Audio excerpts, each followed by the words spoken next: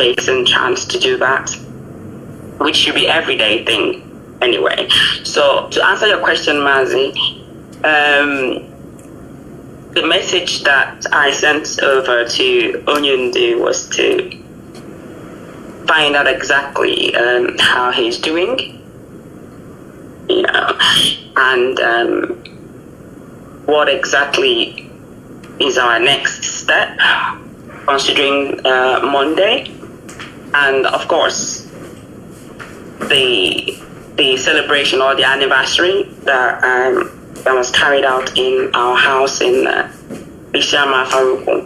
So it's a mixed feeling which we concentrate more on our parents, which is my parents-in-law, and not the Valentine part of it, Mazi, if that answers your question. Yeah, absolutely.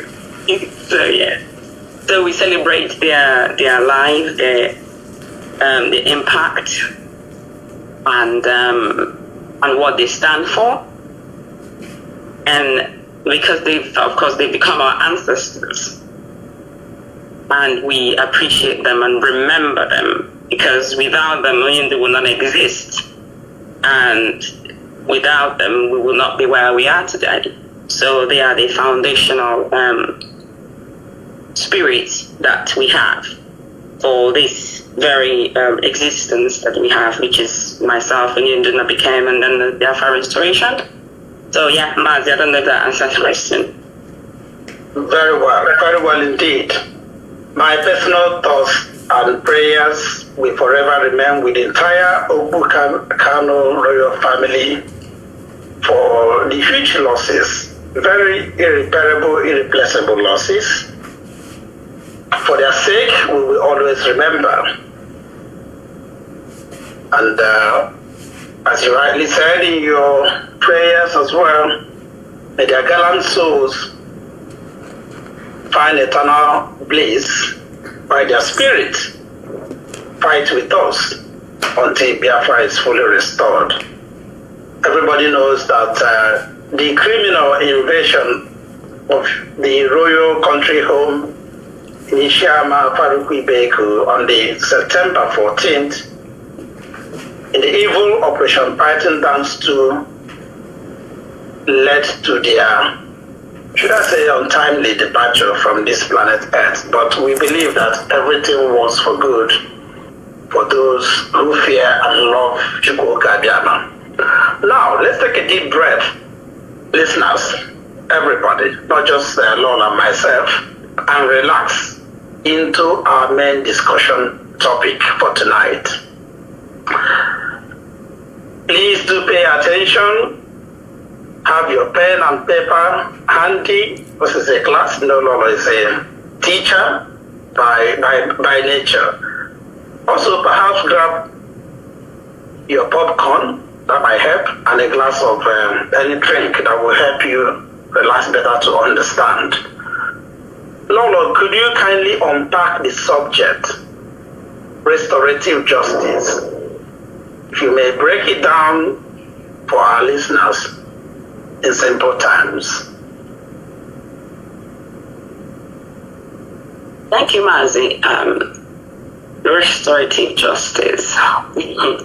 We are really hitting hard on this reformation and transformative change. Yes, It seems to be all going accordingly. Thank you, Mazi. Restorative justice, in a very simple term, is the justice system that gives the opportunity for people harmed by a crime and the people responsible for the harm to share how the crime has affected them, and it lets everyone involved. So both the offender and the offended, both of them would play a part in repairing a harm and finding a positive way to go forward. So as opposed to retributive justice, which is a form of justice which is committed to giving wrongdoers punishment that is proportionate to their crimes. It is a system of criminal justice which focuses on rehabilitation of offenders through reconciliation with victims and the community at large. So I think that's simple enough. So I think example, Igbo culture, we practice restorative justice. Two brothers, you can have a fight and, so there's this coming together.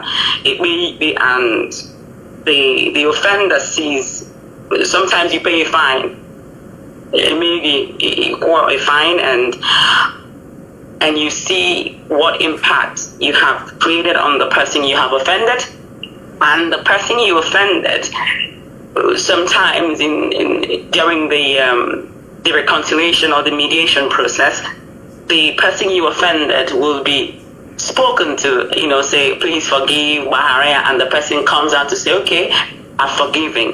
So that is, I think, in simple terms, restorative justice.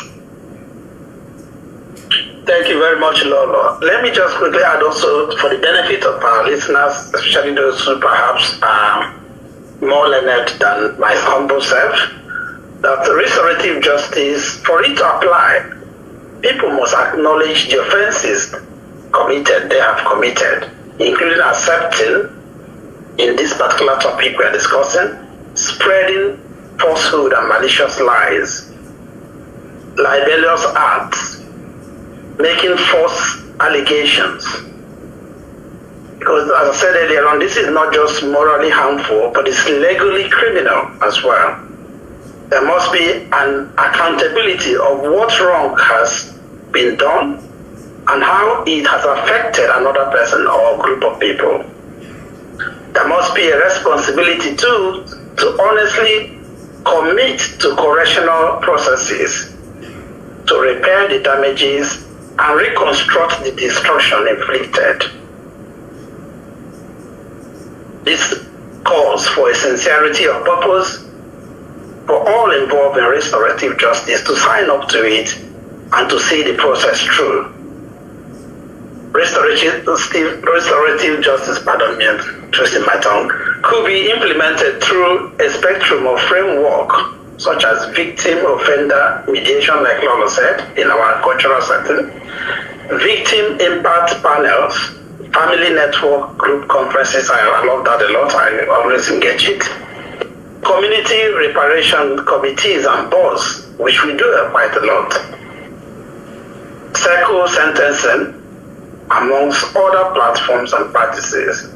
Lolo, with what we know of Nigeria, we call the zoo, their corrupt judiciary, or not just the criminal justice system, if there is any indeed. Is there any restorative justice therein, using Onyendu's case as a reference point? Because certainly, Nigeria is the offender in the case of Onyendu's case.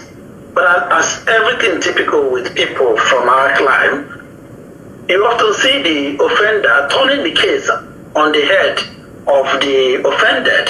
As they say in their local palace, you won't change that for me. And depending on their position of authority, they've committed crime against you and they criminalize you as well, and in fact imprison the person, which is exactly the case of Onyendu. How do you assess this? Well, thank you, Mazi. That is, your further explanation was quite insightful. At least it buttressed the requirements or what it takes to implement restorative justice. And there's loads of branches to it. So using Onyendu's case as a reference point, there is no sign of restorative justice yet. Excuse me. There should be, of course, but Nigeria being Nigeria shows complacency when it comes to us as Ndibo, just as you rightly pointed out. What the Nigerian government offered the Boko Haramists is called restorative justice, Mazi. Absolutely. But in partial. Why do I say partial? Because they have rehabilitated these Boko Haramists. They have offered them money and infused them into the system. But how much do you know of the people who the Boko Haramists affected? The people they displaced, the people that they killed their parents or their siblings and burnt their houses, destroyed their crops and shot whatever, destroyed their schools, the little place they go to learn. What did Nigerian government offer those people? Because restorative justice is both ways. In fact, it's not really both ways. Here, as Nigeria being Nigeria, has twisted the gun. They focused on the Boko Haramists and not the impacted. So they have rehabilitated the Boko Haramists, not regarding the people who they have offended, who they have displaced, who they have hurt and damaged. So that's Nigerian government for you. So hold that line. Restorative justice provides opportunities for the victims, offenders, just as I said, maybe both ways, and communities affected by a crime to communicate directly and or indirectly about the causes, circumstances, and impact of that crime, and to address their related needs. Now, when Onyendu was granted bail in 2017, and they talked about restructuring, it's a type of restorative justice. That's what I believe in. But just as Gowon changed his mind for the Aburi Agreement, these bloodsuckers changed their minds and went after the lives of over 30 people in Afara, Kwibe, Kumahia, including that of Onyendu and his parents.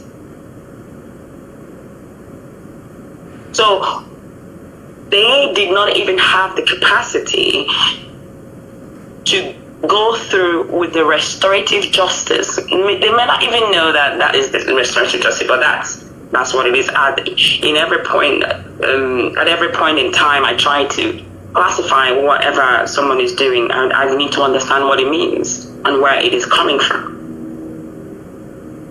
So restorative justice, restructuring. Why are we screaming for Biafra? Nobody's a mad person. Why is this person lying and pointing at a particular thing? In my interview in 2015, I did say something in my interview in IBT UK. I used an analogy. If Nnamdi Kanu is released from the prison, would he stop agitating? Had we had restructuring, had we had things set out for us, perhaps yes. But if you put a child in the prison because he was hungry and asked you for a loaf of bread, you did not give him that food, you threw him in the prison and he survived and came out, no bread still, why should I stop asking? I was hungry in the first place, so I will continue to ask for bread. So the underlying factor to what is begging for restorative justice has not been addressed. And people are talking about it in Nigeria.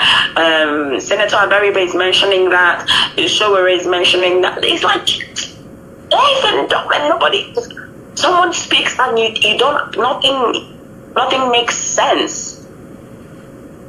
I don't know what part of human brain, I know, but that's not what we're discussing here.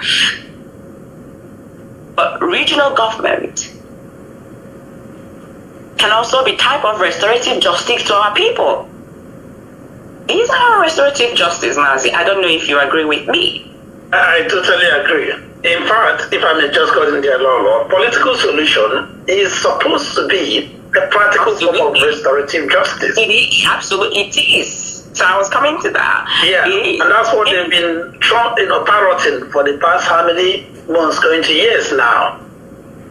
So one of the issues, before I come to that, Mazi, the £20 we were giving after the war was a tiny part of restorative justice, Mazi. It was never completed, as there were meant to be programs set up to restore the people mentally, Mazi, socially, and all. So the political solution that you mentioned is also right here in my head, that it's a part of restorative justice.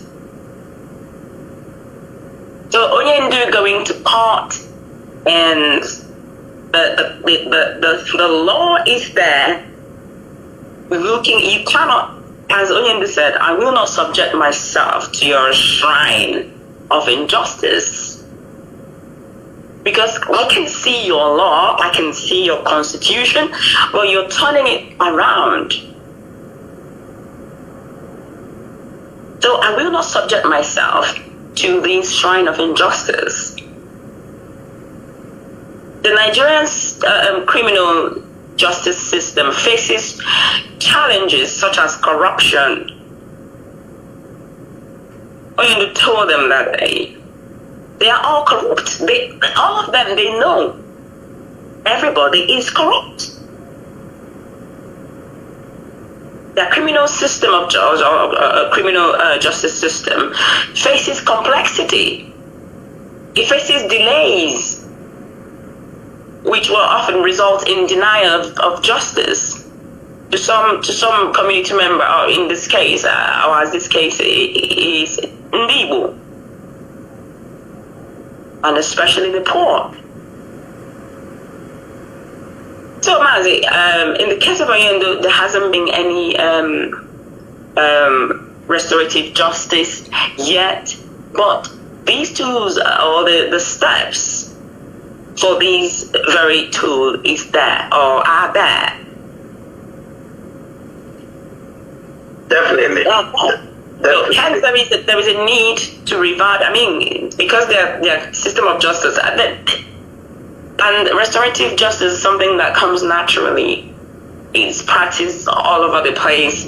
First pivot, or the first pilot step was taken. That was in Norway. Certainly, the level of injustice in the zoo, in particular, I know it's worldwide as well. But in the zoo, it's so staggering that one begins to wonder what has happened to humanity over there in particular. Instead of embracing... It's intentional.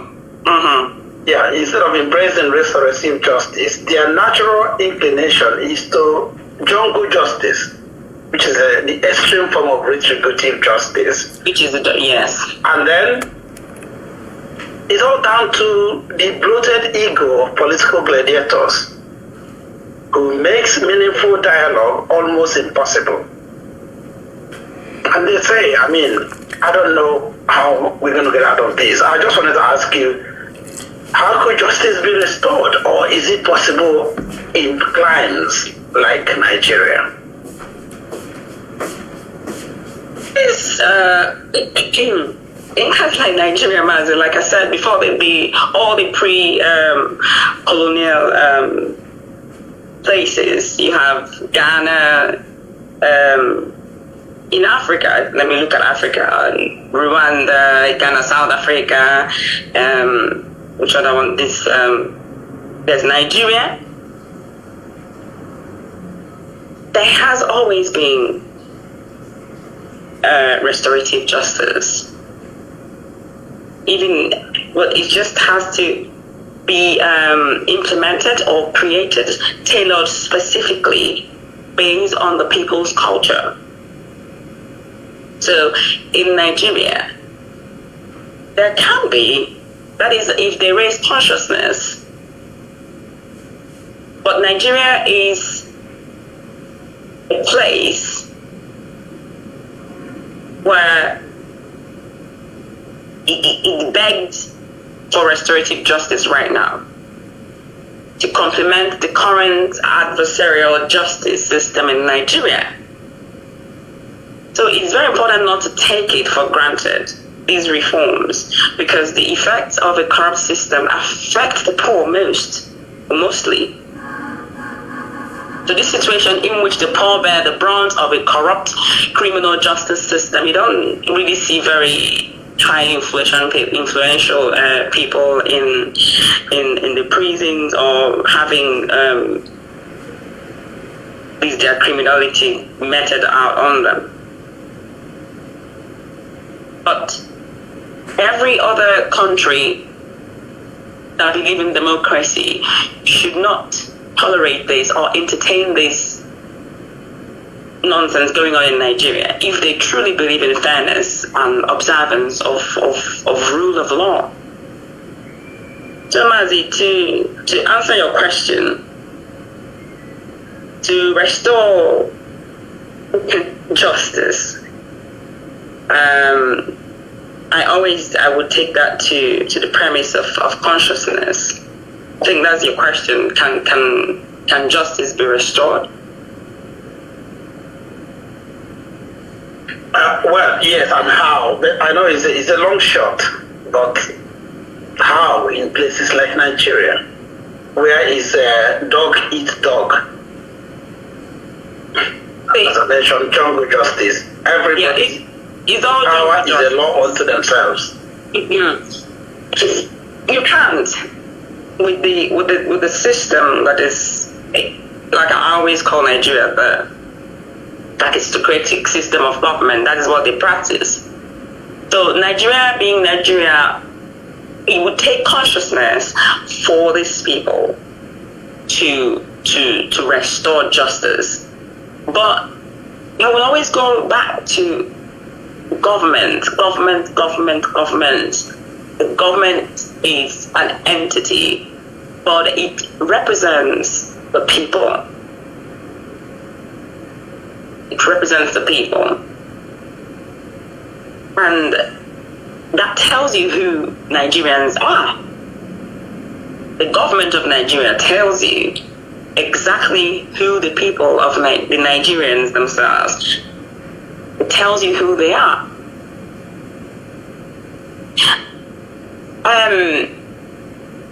When I say consciousness, some people would take it literally that it means that they're not awake or something. No, although that is a different concept on its own. It's being aware. So practicing of mindfulness and introspection to become more aware of your thoughts, emotions, and motivations is what enriches consciousness. So the people do not now. If 90%, no, that's too much. If 50% of people in Nigeria, 50% of Nigerians, if they become conscious today, Mazi, that government would have to change. At least they might change by 30 to 40 or 50%. Because by consciousness, people will begin to demand for what should be. So I don't know if... Unfortunately, I agree with you. In an ideal world or place, unfortunately, just as our guest last Sunday on this program, Dr. Tina Everechi from the US, point blankly stated, there is nobody that is called a Nigerian. The people whom I agree with you, the indigenous people in the geographical space called Nigeria, do not actually ascribe to the true identity of that nationality, if you were one. Sorry, Mazi, let me... And it reflects in every other thing we do, including the fight for justice. Yeah. Yes, Mazi. The name Nigeria is just like the calendar we're using today is changed. It does not align or resonate with my belief. But I write today as the 16th of February, 2025. even though I know it does not align with what I believe. But that's how you write the dates. I can't write something else. Yes. So everybody knows that there's no such thing as Nigeria. There is no such thing as Nigerian. Yeah. But unfortunately, in other countries where you are as a Nigerian, I mean, he's Nigerian for now. So yeah, it's a perception. Yeah. And it's a perception, but it's also a reality. It's what is there. So I'm not in people saying I'm not a Nigerian. I'm not. I mean, sorry. Even when you go to Nigeria, so much. Let me not go there. Let's leave that aside. Let's leave that aside. But how to restore justice? To restore justice, it has to come from those who want it. So let me use us as an example. Whenever individuals or an individual is treated unequally on the basis of characteristics that are arbitrary and irrelevant, their fundamental human dignity is violated. Justice then is a central part of ethics and should be given, due consideration in our moral lives. So for justice to be restored as a concept of fairness, equality, moral behavior, lawfulness, and order, seeks to question or to answer questions like, what are people owed? What are people owed? What makes a punishment just? Everyone from philosopher to policymakers to humanitarians, it's interested in what justice means. So justice can be restored when majority become aware, Mazi, become conscious on the level that seeks beyond self. The level that seeks to better the society, not this selfishness that I see everywhere. A person shouting justice, and against the same person is shouting, oh, justice, I speak for justice, I demand justice. And the person is also against the capistocratic system of government of Nigeria. Looks at the ongoing case of my husband, Mazi Nnamdi Kanu, and spews bias because they don't like him. They don't like what he said, or they don't like how he behaves. That person is unconscious. The United Nations Working Group investigated every part of what Nnamdi Kanu had said, had done, and still found Nigeria guilty. In the UK, arbitrary detention and hostage situations of UK citizens, Mazi Nnamdi Kanu is one of the victims. So have you asked questions? Or you who claimed you know Nnamdi Kanu and can investigate, you can do investigative journalism. Have you investigated why the Nigerian government could not go through the legal process to extradite him? We are talking about kidnapping, extraordinary rendition, international crime. So hating Nnamdi Kanu all you want, there is a gap that needs filling with restorative justice. There is a gap that needs filling with restorative justice.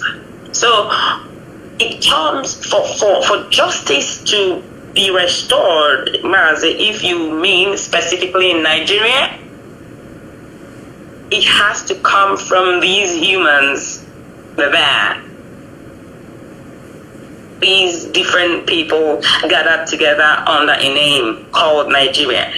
The consciousness from them has to exude that seeking of justice. They must want it consciously, knowing that this is wrong. Regardless how I don't like you, if someone is offending you, I will speak up. That is me. And now that's a different level of consciousness. But that is what we need. Everyone in the world will not have it. Otherwise, the world will be a boring place, as my mom would always tell me. Everyone cannot be. There is even nothing as being perfect. But the people, for justice to be restored in that place called Nigeria, these humans there who are half conscious need to become conscious. They need to even understand what it means to demand for justice and really demand for it. But because everybody is playing around, when it comes to you, oh no, justice, we demand justice. But because it has to do with Nnamdi Kanu, oh, they should hold him there. Because you are unconscious, you do not know what justice is in its entirety. I don't have to like you to know that what someone is doing to you is wrong.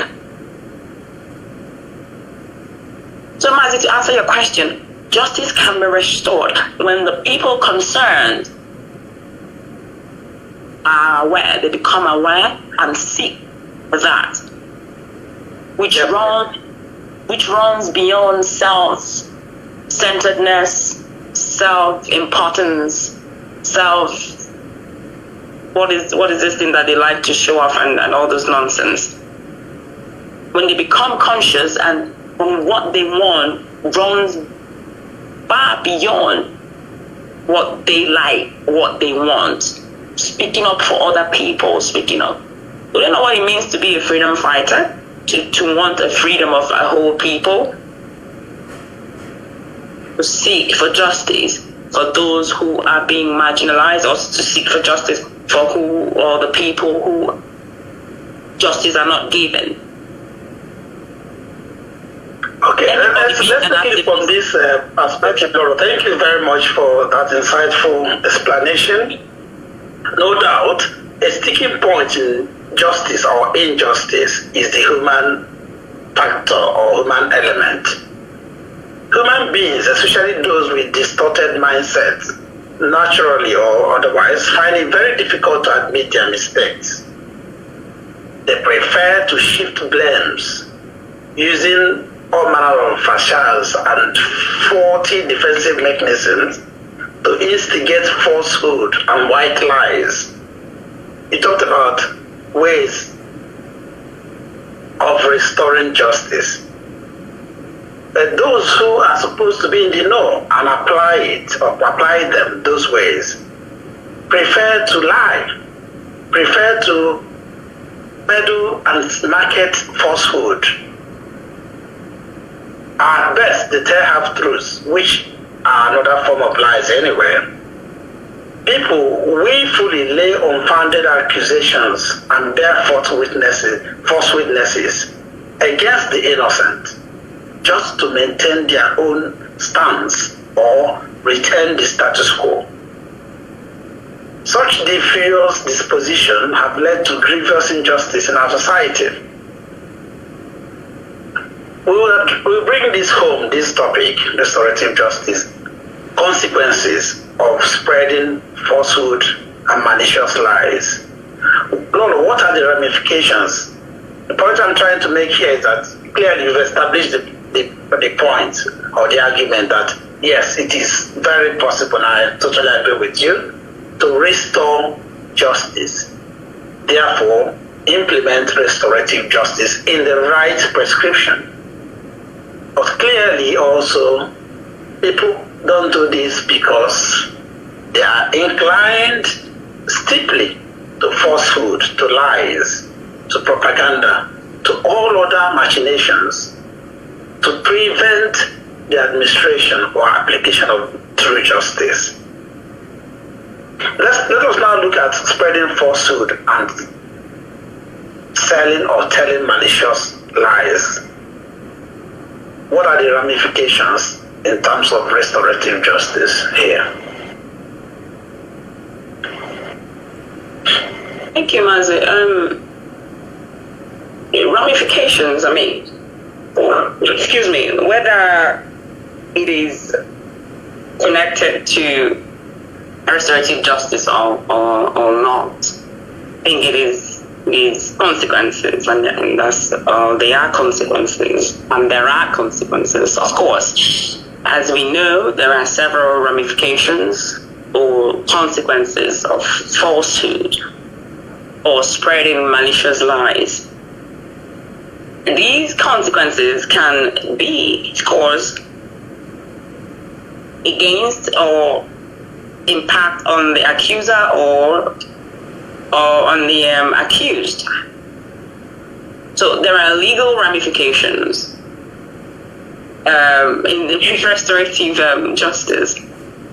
Right now, the legal system, if we're doing back home, their legal system is a joke, Mazi.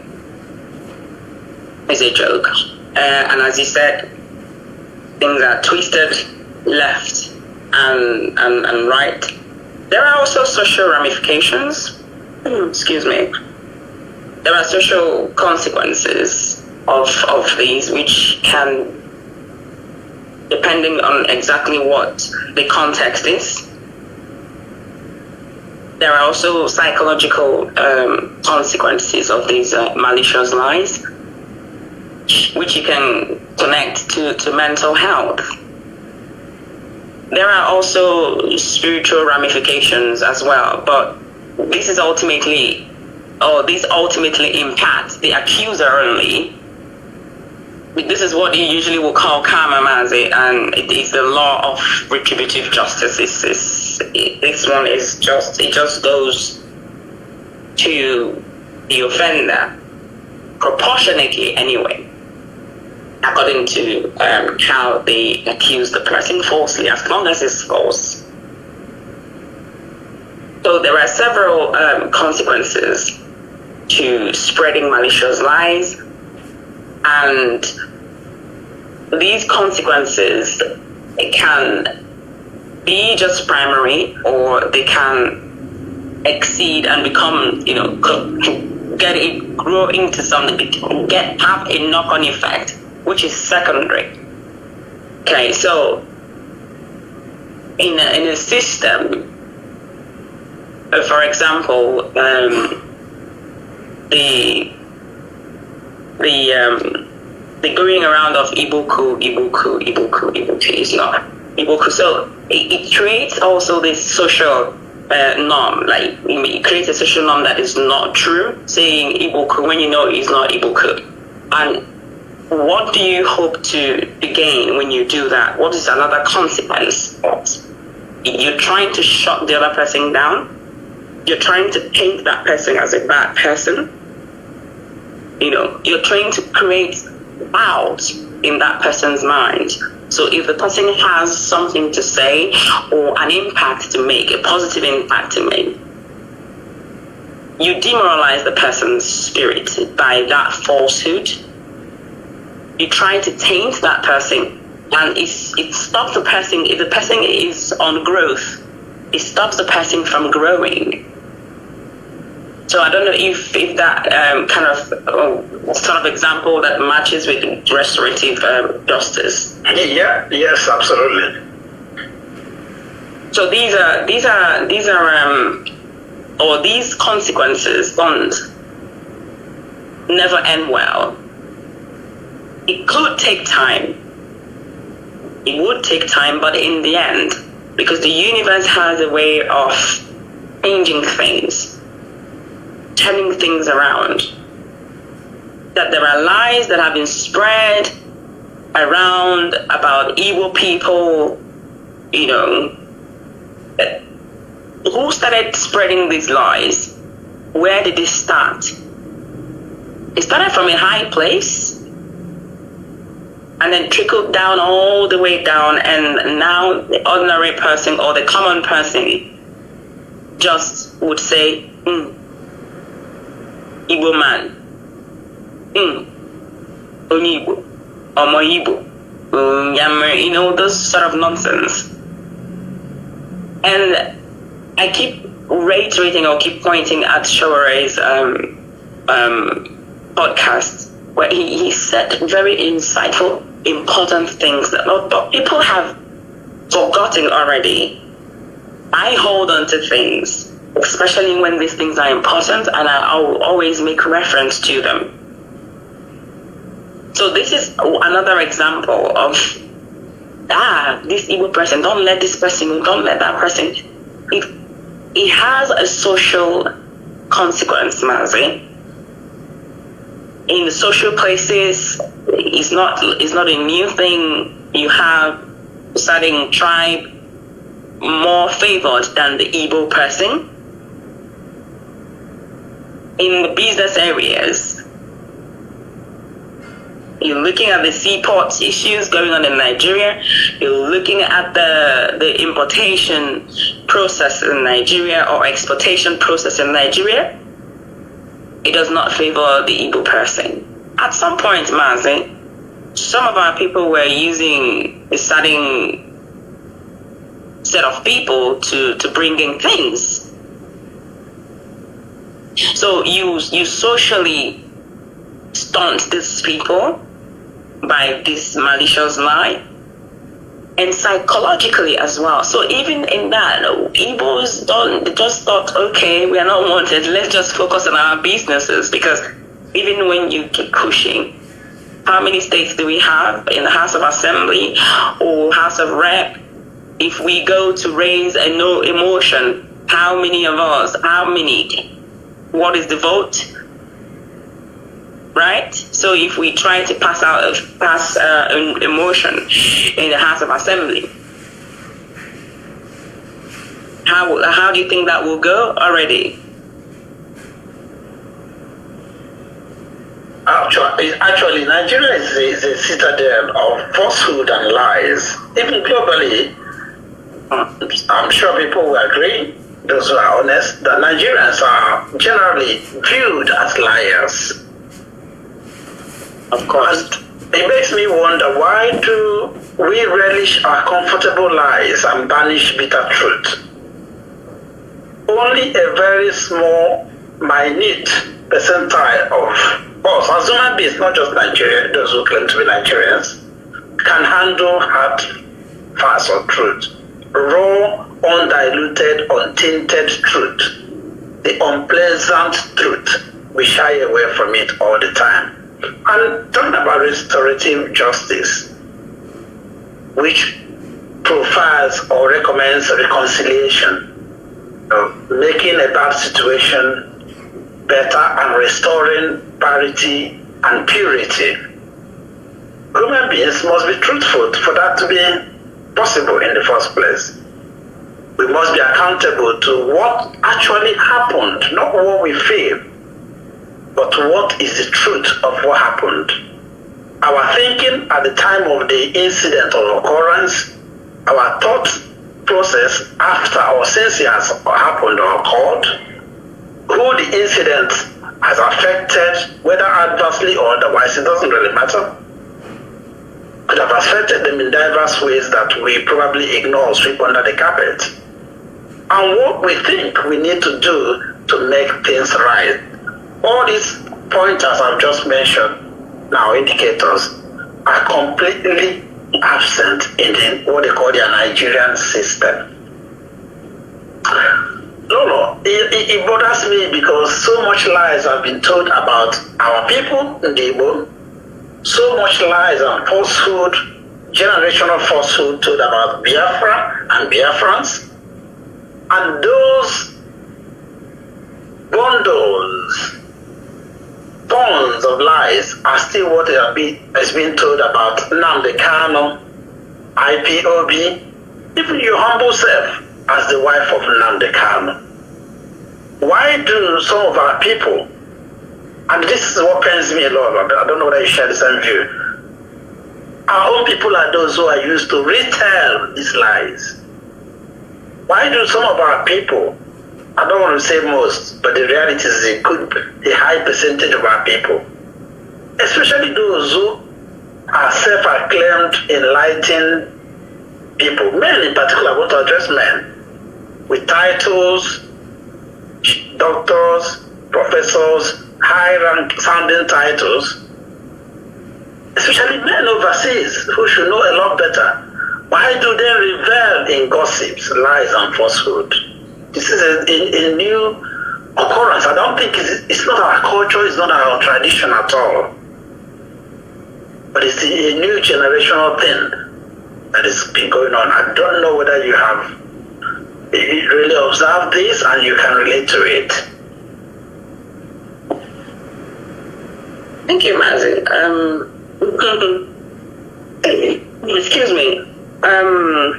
It is quite unfortunate, Mazi. But you know, when Oyendu said that Igbo men gossip a lot, a lot of people took it as a joke. The first time he said it, I think it's an insult, but it's not. Of course, Africans, or not just Africans, black people, they take everything as an insult. They need to, I think we have too much to learn. We have so much to learn. People need to understand the concept. I like the art of living. Everything is a concept for me. Everything is wide for me. And that is why I revel in teaching the concept of these things. Let me go into something. 3 weeks ago, Nabi brought home a book. They do this book reading levels and stuff. And the book he came home with, he said he rented it with my daddy, and he brought the book. It's The Extraordinary Life of Nelson Rolila. Is it Rolila? Rolila. I can't pronounce it in South African tongue. The Mandela. So The Extraordinary Life of Nelson Mandela. Nelson was given to him because the white teacher couldn't pronounce Rila or Rila. Yeah, they gave him his name. So she gave him Nelson. So in the book that became read, something caught my attention, because sometimes he reads his books and he tells his stories, and I was like, oh, this is good. So what caught my attention is that when Nelson was 9 years old, his father passed. And when his father passed, his mother, by the way, he was descended from royalty, because he would watch his father relate to the village people who, restorative justice sort of thing. So people come complain, settlements are done, and peace made and all that. So he watched his father, just like Mazi Nnamdi Kanu, would sit and watch Papa, implement peace when people come, bring complaints and the rest of it. Because I told him that story, and he related it to what Mandela was watching his father do as well. So these are some of the things that Bikim talks about, and the fact that he's able to relate things with things. Whatever he reads, from a book, he relates it to his current situation, or it's a very good trait. And it's one of the things that I make sure that he's conscious about. But why am I mentioning this? When his father passed, his mother took him to the father's friend, who was a chief in a village. I can't remember the village name now. His mother explained that in their tribe, learning from the elders how to be a man was important for every boy. And she wanted Nelson to grow up with a male role model. So let me not continue on that. But why did I say that? At a point, I picked up 1, 2, 3, 4. I did an analysis, and I picked about 4 or 5 people who grew up with their grandmother. I'm not saying, being with your grandmother is not a good thing, but women, please, first of all, before I continue, should please, when you take your son to live with your mother in the village or anywhere, make sure that you have a brother who is, who is strong in understanding what it is to be a man. I don't mean chauvinism. I don't mean this male chauvinism. I mean understanding the act of being a man. Core values. Core values of what a man is. So these grandmothers, they emasculate these boys, and they grow up to. When these men behave, Mazi, your eyes would, you will pass out. So they inculcate some traits or behavior that these men shouldn't have. So you wonder why some men engage in iwegusi. Some could be from, where the mothers are talking and all these grandmothers talking, and the boys are picking up. And another thing, we kind of curb, or we suppress our boys or our men, just like we suppress our men from crying. And I will say this once again, I've said it in my previous broadcast. Men, please, if you're oppressed, if you're upset, if you're frustrated, please cry. It is very important. You don't have to cry in public. Go into your room, shut your door, and scream. It helps. Very therapeutic. It's therapeutic, and it helps, and it prolongs your lives. Please stop swallowing everything. If you tell me that, I'll conk you. You don't cry. You have to cry. You have to open up and cry, and stretch the lungs and open your heart. Because of the death, we have so much death we have registered. In the past year, Mazi, you were witness to that. People just sleep and don't wake up. Heart this, heart that. Some of these things are stresses. People are not able to relate with anybody else. You don't talk to anybody. You don't try. You just swallow all these things. Take it all in. You just take it all in. So, but Mazi, to go on and answer your question, where I stopped about, where Onyindu talking about gossips, why the enlightened men,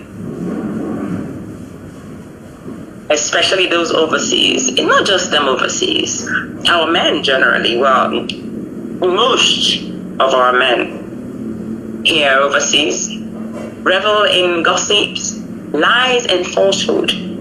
I think there's also another part of them, that when a child is born, there are several traits. You have both whatever a woman is doing, but the other part would kind of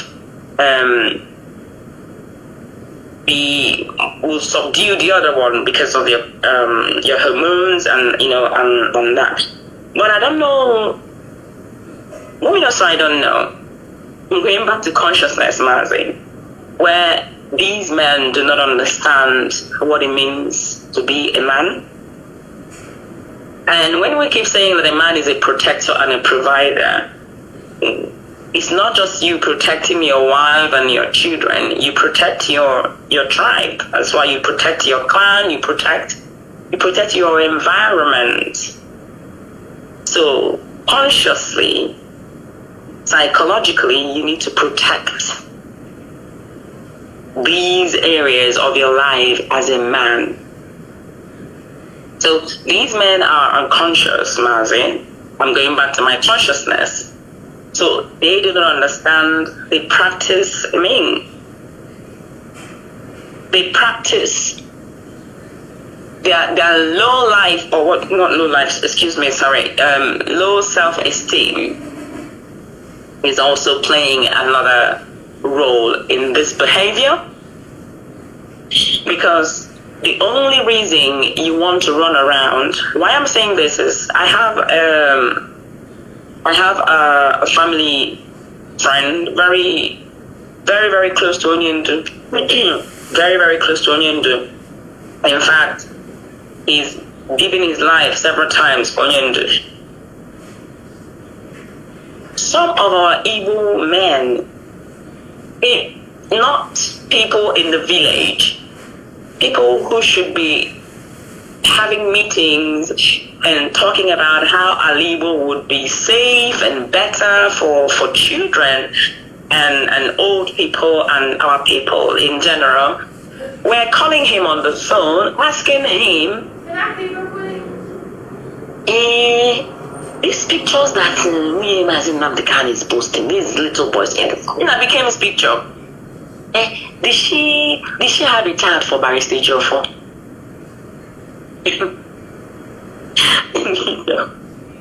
Really? People were making calls asking, so why do I have to bring this? Now, a malicious act or malicious lie has been released. And these little-minded men, because they are below the operational frequency of consciousness, they have accepted that there is no other path to life but impunity and impurity. People don't sit down and think of beautiful lights in their brain. Just in consciousness, you see nothing but your higher self. Your higher self creates peace. Your higher self creates a conducive environment and society around you. You become intuitive. You want to mend the things that are broken. Now, that's the highest level of consciousness, so let me not even go there.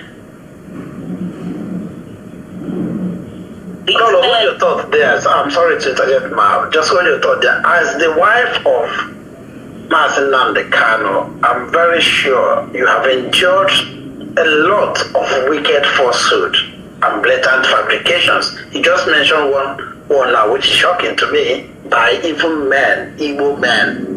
Certainly, those people are not men, not of evil extraction. And recently, too, we have seen people, again, men, trolling online or on social media. Some of these people claim they are fighting for your husband's release and Biafra restoration. But all they do is gossip, spread malicious lies, and blatant falsehood on social media.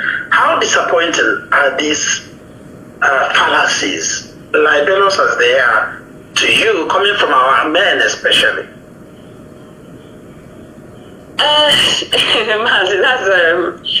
That's a tricky one, because there was nothing disappointing about it, Mazi, because it was from the people who are below my operational frequency.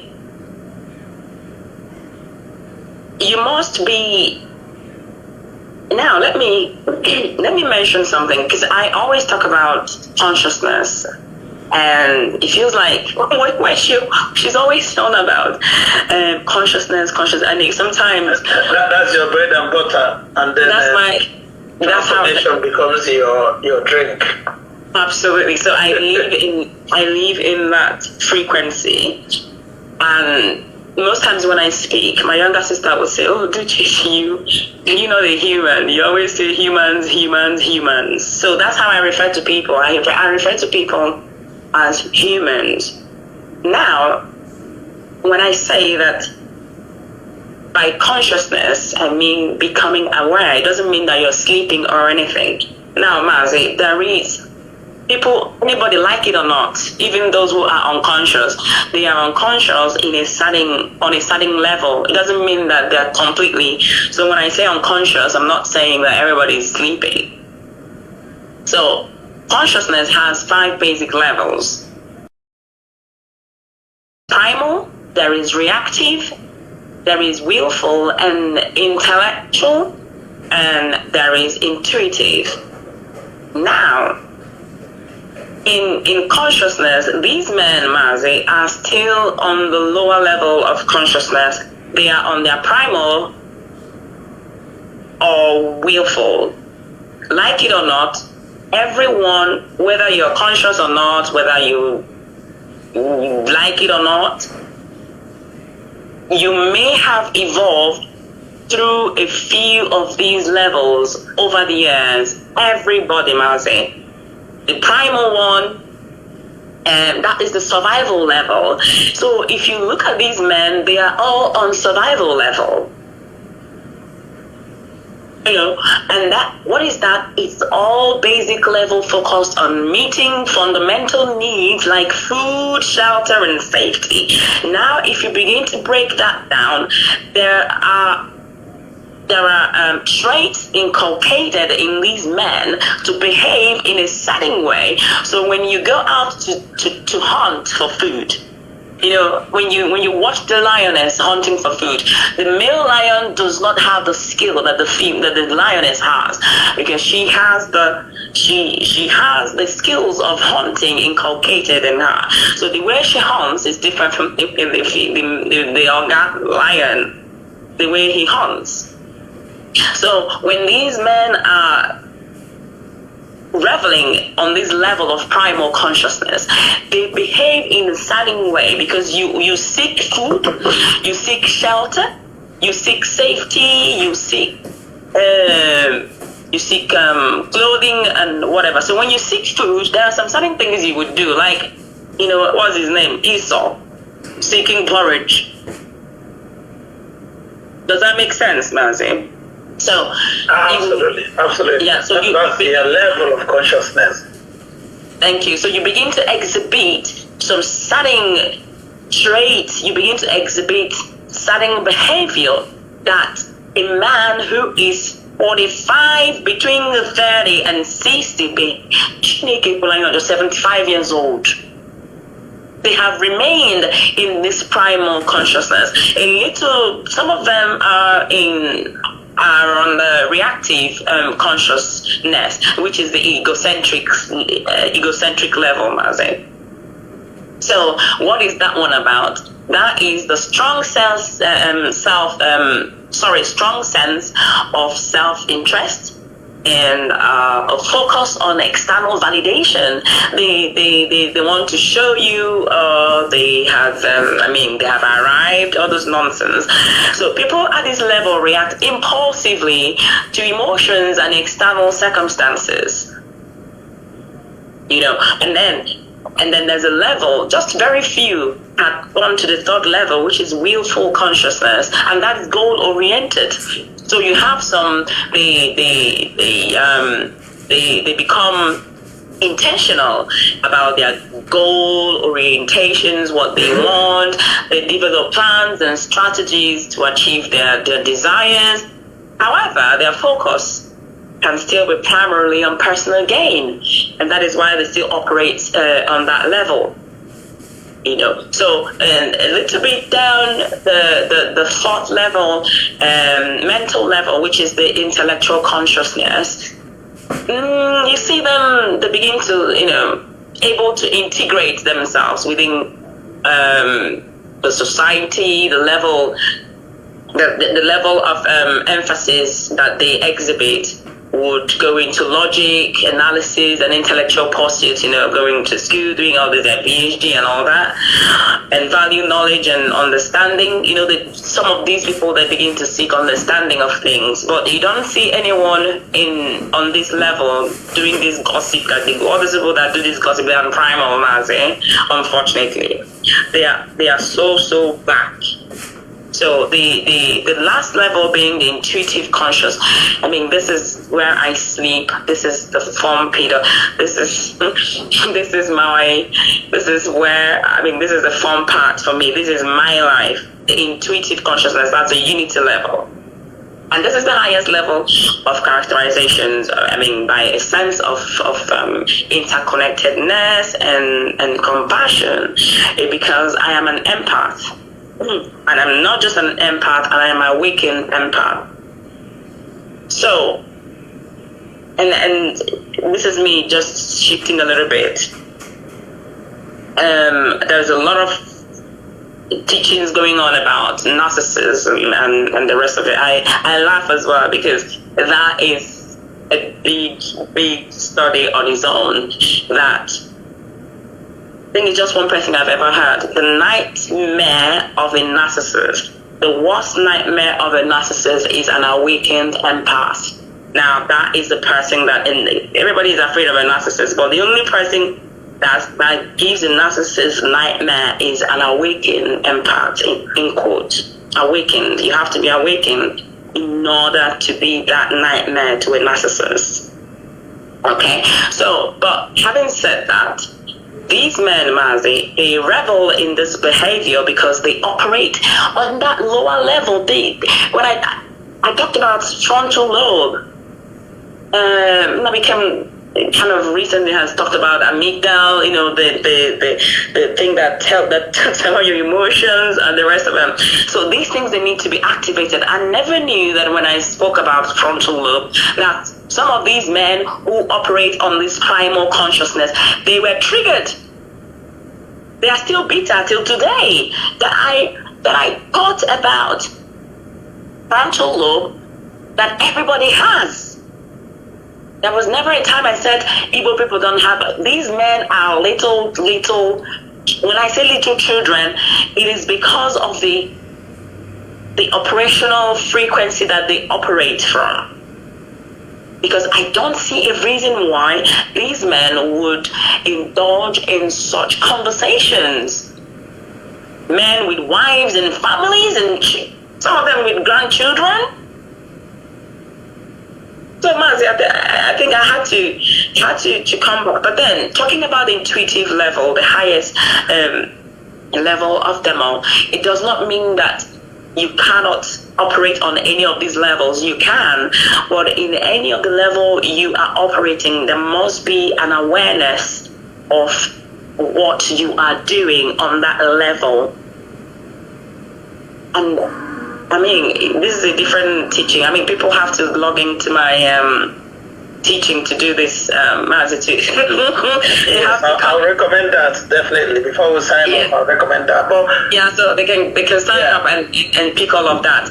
So, but Mazi, this is why these men, they indulge in such behavior, gossip and gossip and things that they don't know about. Excuse me. So they gossip about things they know nothing about. They just want to have conversation. There's also part of them that is missing. When they were little, perhaps they did not indulge in conversations, perhaps. So they try to exhibit that in such time where they should in adulthood. When in Nigeria, then when they take the light, say this, my cousin would say that NEPA officer did not have a toy when he was little because they just keep snapping their switches up. There's sometimes that you would have the NEPA doing that, and she would say that man did not have a toy when he was little, or the person playing with this thing never had a toy to play with. Right. Thank you so much. If you need a break, tell me so we can take a little bit of break because we are going into some aspect of the consequences of spreading falsehood, telling malicious lies, practical ones that we want us to touch tonight. Dear listeners, you're still listening to the UK Timeout on Radio Biafra. And we have in the studios February, the month of love, the month of transition to transformation. February's special guests. Every month we try to bring one special guest for the month, aside our panels that feature the rest of the week. And our February special guest is none other than the wife of our leader, and IPOB's First Lady, Lolo Uchechigeme Anyanwụụtụtụ Okwu-Kanu, who is teaching us, not just talking to us, about restorative justice, consequences of spreading falsehood, and telling or selling malicious lies. Lolo, You recently petitioned 3 persons. I'm just doing the statistics. 2 men and a woman or a lady before the altar of justice, traditional justice, back in Biafra land. And following the topic we are discussing tonight, I was glad when you said this very disappointing to me attitude of our men of reveling in gossips, telling lies, and spreading falsehood. It's not quite disappointing to you because you have found a higher or inner insight as to why they engage in such. But you took that action of petitioning these 3 people I mentioned. I'll leave all the details to you. Could you explain more to our listeners your action in this wise? Many people are still wondering, some are even questioning, why did you have to do that?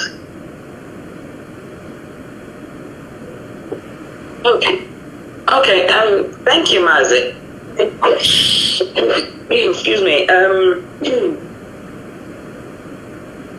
First of all, I mean, like I said earlier, when someone can't do something to you, I mean, they begin to seek to pull you down in any way that they can, or in any shape or form.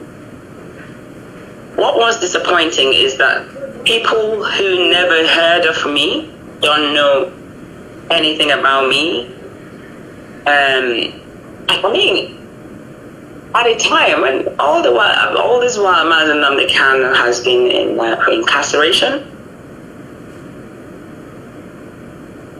has anybody ever said, or these people, not has anybody, I take that back, these people know nothing about me, never went in and thought about, oh, how could this, or how would this woman, so how is she coping with her little one? What could she be going through?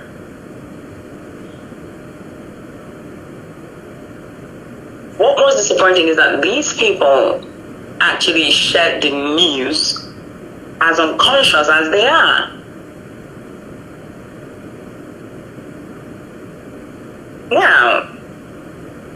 Now I look at issues is this, or what? First of all, when did these nonsense they talk about, when did this? So, if you watch Mazi, initially, like I said, when Onyindu was taken, I'd lost my mom, I'd lost my mother. I think there's this lady. The thing is that some of the things they say, I don't even know about it. I'm not even aware. I am so not aware of what they are doing or what they are saying. Because I have issues that I'm dealing with. I'm dealing with so much. I have had to deal with issues that if I open my mouth, the heavens will shake. So in dealing with these issues, I lost my mom, and trying to go through that madness Onyindu was taking. And these unconscious people want me to be on what? On social media, doing what? Crying that Onyindu has been. And now people need to actually sit down and study freedom fighting. You don't just study freedom fighting, you study your oppressor. The person oppressing you, you study that person. And you study your steps, study your skills, study your implementation of whatever you have. In fact, recently, Mazi, the government, I think United Nations, I don't know about UK, but America has incorporated this game theories department. I think they have it in their government now. So game theorists, you need to, it's not always when you want to cheat someone. It's not always when you want to cheat someone. It helps you to read your opponent. It helps you to read a lot of things, and it helps you to understand, and it helps you to anticipate in several ways. Don't just anticipate one outcome. It teaches you to anticipate in 10 different 1001 routes. So let me not digress a lot. In this situation, excuse me, I don't think anybody was actually, in fact, that you heard that was when I was being called a wayward woman, a loose woman. This is somebody who was mourning her mother and trying to figure out how to push through that darkness just with the husband's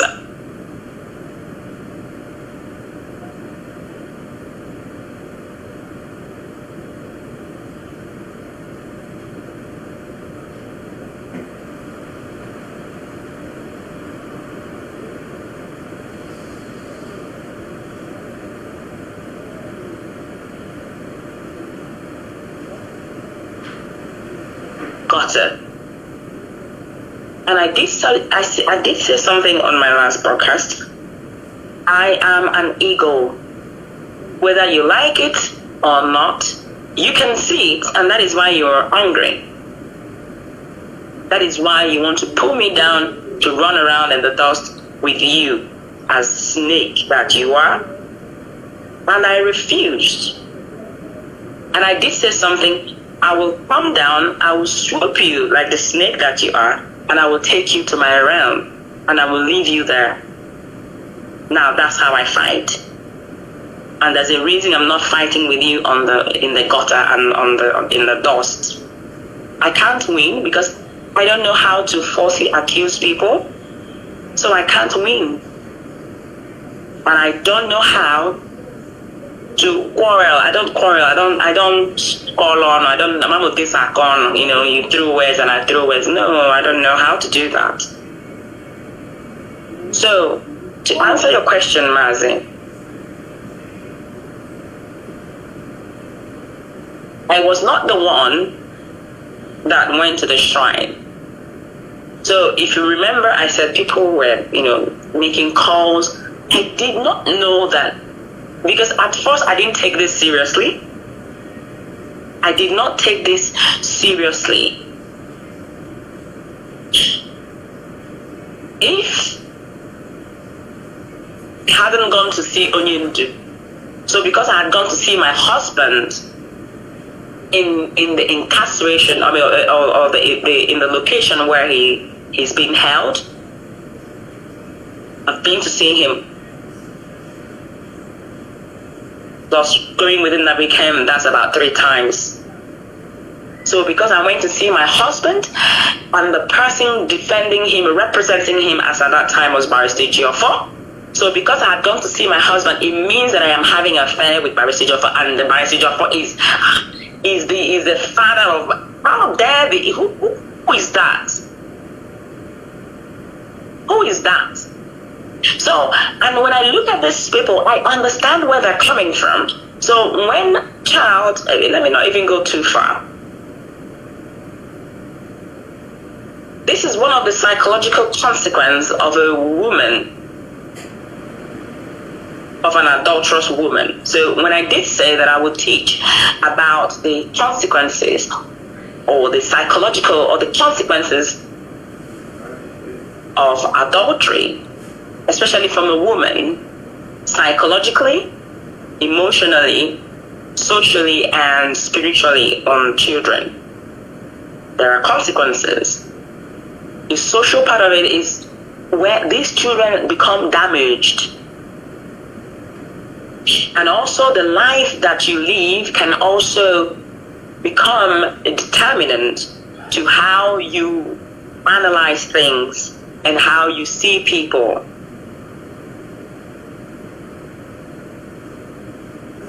So I went to see my husband, and Senator Ifanyoba, God bless and keep his soul, may he continue to rest in peace, went to see my husband as well. We went together, and in fact that is not his first time of seeing my husband. He has seen him several times. So because I took a picture with him, it means that it had something to do with him. So that tells you the people who are carrying out these malicious lies, what sort of life they live. So I was never really that upset.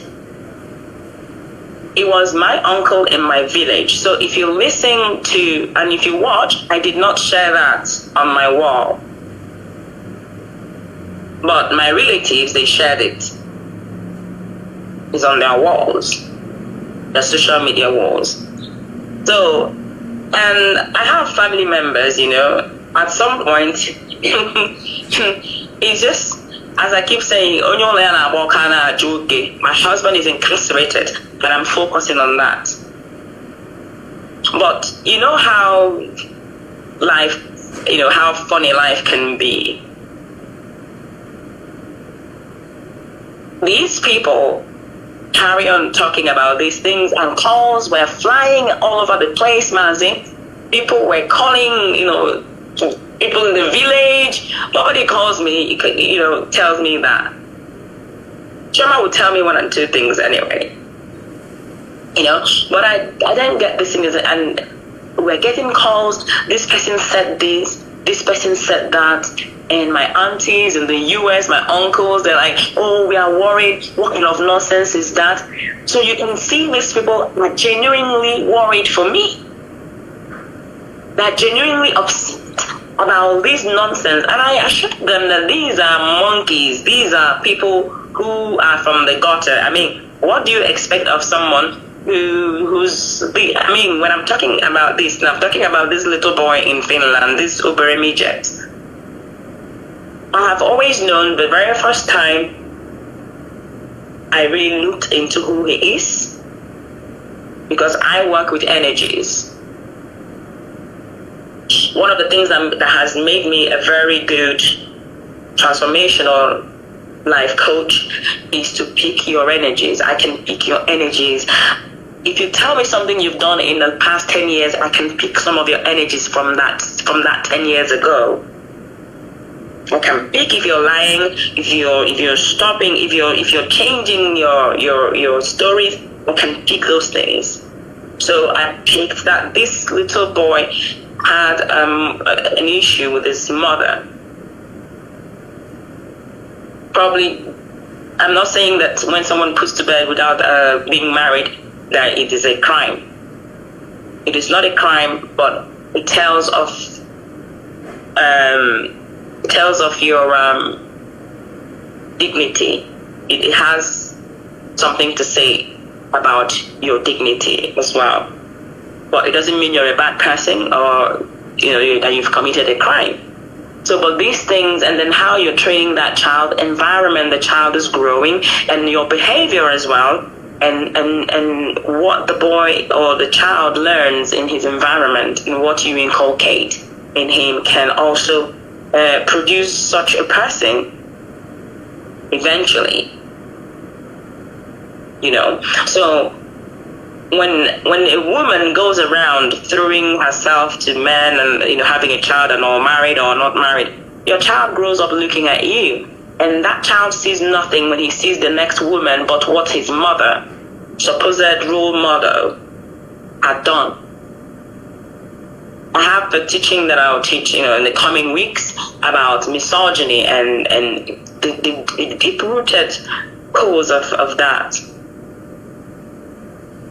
So my uncle Mazi, to answer your question, was very upset. He called me on the phone. He said, "Uchechi, Iransia," because my dialect is I love it. it's so cool. He said, "Iransia, Ozula, what is going on? that he's done. He's tired of receiving those calls. Now, when a woman is married, you're not just married. You know, someone from another village calls you and says,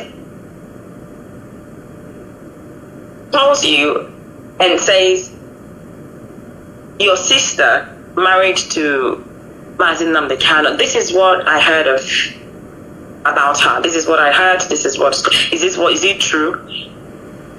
And this uncle said, what sort of nonsense is that? And he called me and he said, what is going on? And I explained to him what is going on. That this is a case of trying to stop me from protecting the legacy of Nnamdi Kanu. That's all, basically. I mean, there's no big deal. How did it start? Because I have refused the destruction of IPOB. We must stand until Nnamdi Kanu is released. And that was all. So I'd done nothing wrong. I did nothing wrong. I offended nobody. But the fact that I'm fighting to keep the legacy of Nnamdi Kanu, that ensued.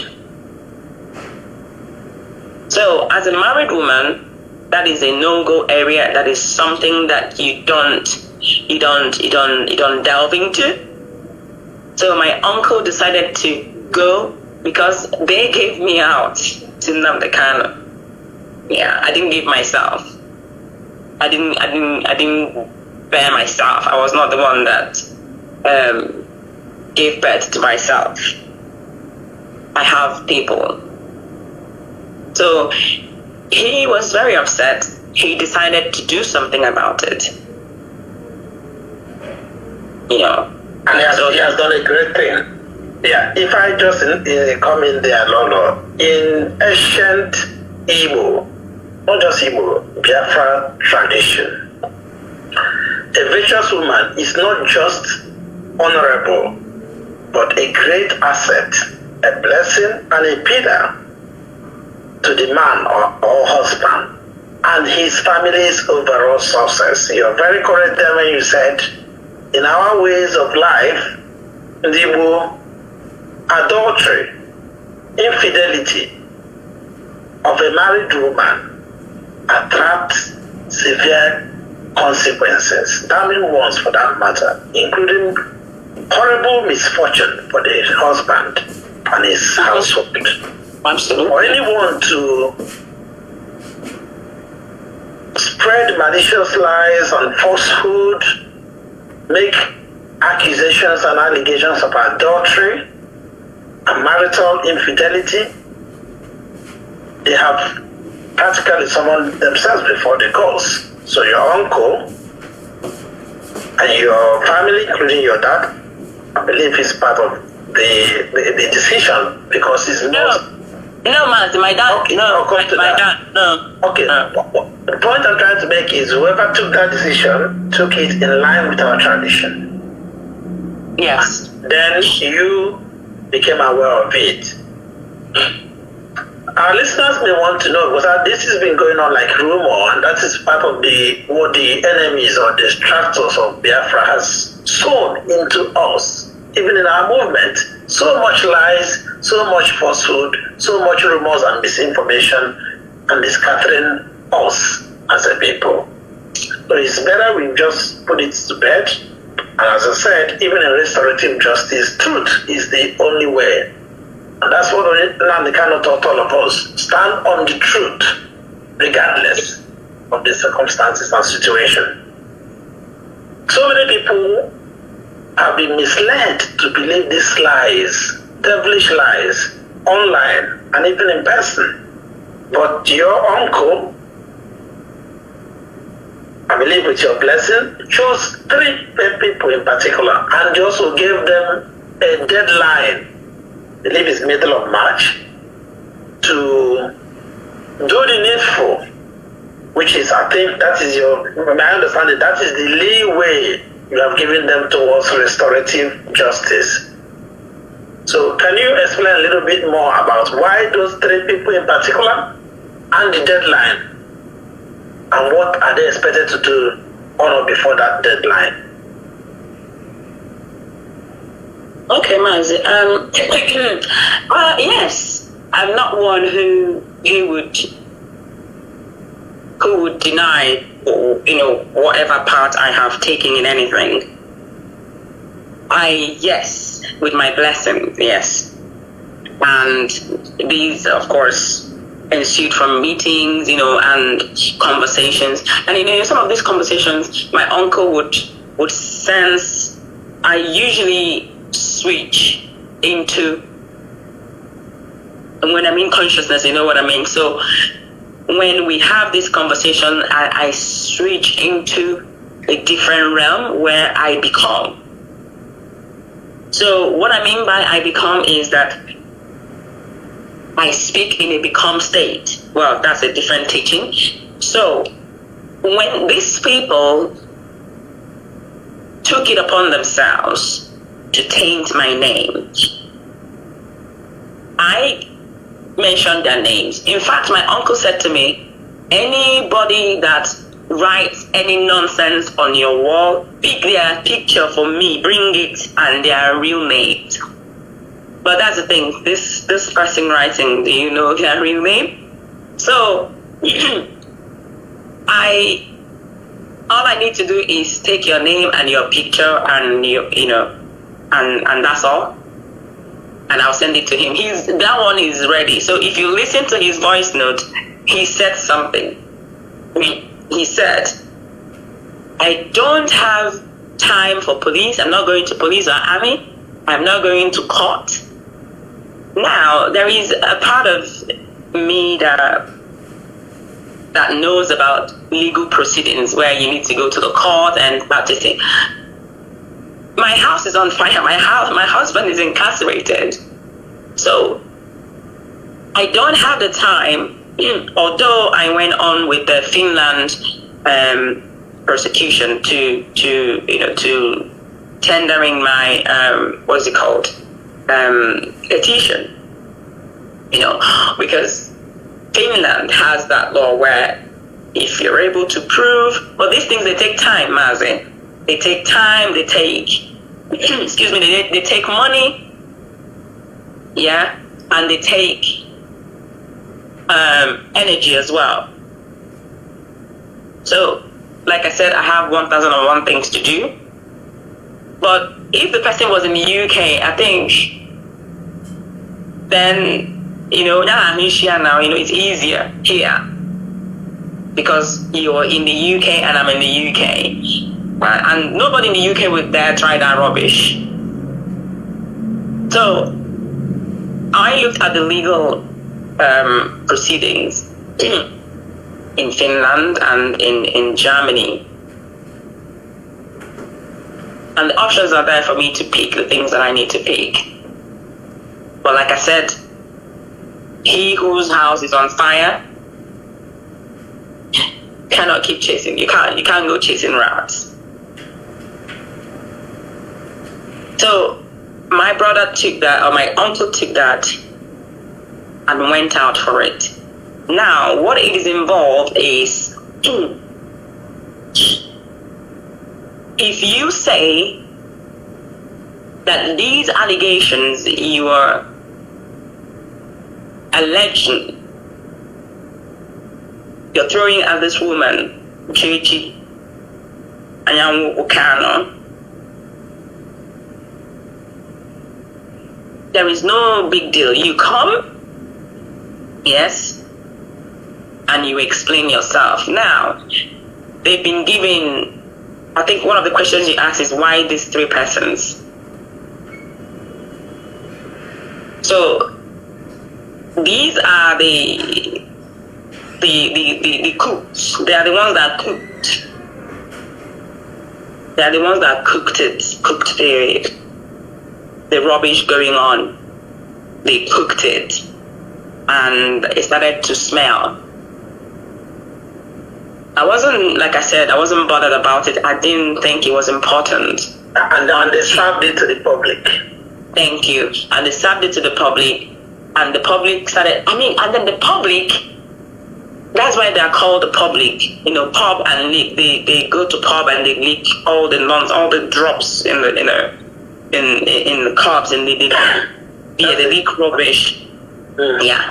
So that is why it's called public. So public taking, they revel. People revel. People are sad. People revel in only ugly, frivolous news. You know, gossip.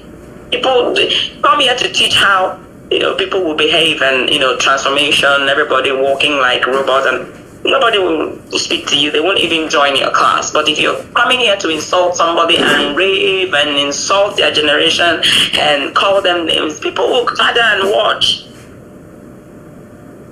So that is the level that they operate in. And unfortunately, most people operate in that level.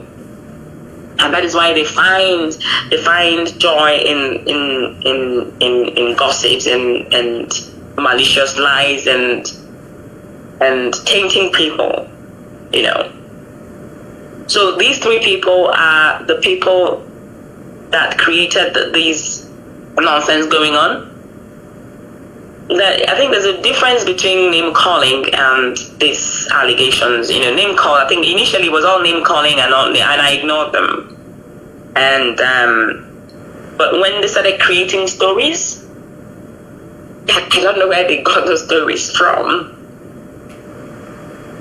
It became, I think that's also when people started to call. They call my in-laws, they call my village, they call my village members, Mazi. They were getting calls. Because I didn't come out from a tree. I didn't come out from a bush. I came out from a community. A community that they know who I am. I graduated from the University of Ibadan and I studied geology. Go and ask of me. If you say I challenge a lecturer, I'm challenging VC, I'm challenging somebody, I'm challenging village head. Everybody will have said, that's Uchechi for you. Oh, yes. So did she stone the man? Did she use stone and stone the person? Because they'll be adding what I will do. But Uchechi lying, Uchechi stealing, Uchechi sleeping around with men. Now that's the height of it. Uchechi is not known for such. Uchechi is known for strength. How about no nonsense? That is what Uchechi is known for. You give me what is it called? You give me a life, or give me life to breathe, or you give me a breathe. You give me an air, a bottle of air to breathe in. I'm gasping for life, and you give me air, and I taking that air. Now that's the most important thing to me right now. As a human, the most important thing we need is air, Maz, isn't it? So you give me that air, and you want me to watch you oppress someone, or lie against someone, or do something. I will inhale the air and punch you with the bottle, containing that air. Now that's Uchechi. So I have a community that I grew up in, and I have friends who know me as a young woman who was, if I say was, it's as if I'm no longer beautiful. Who know me as, what they call me in school, Atupapalo. That's lantern. Who know me as light.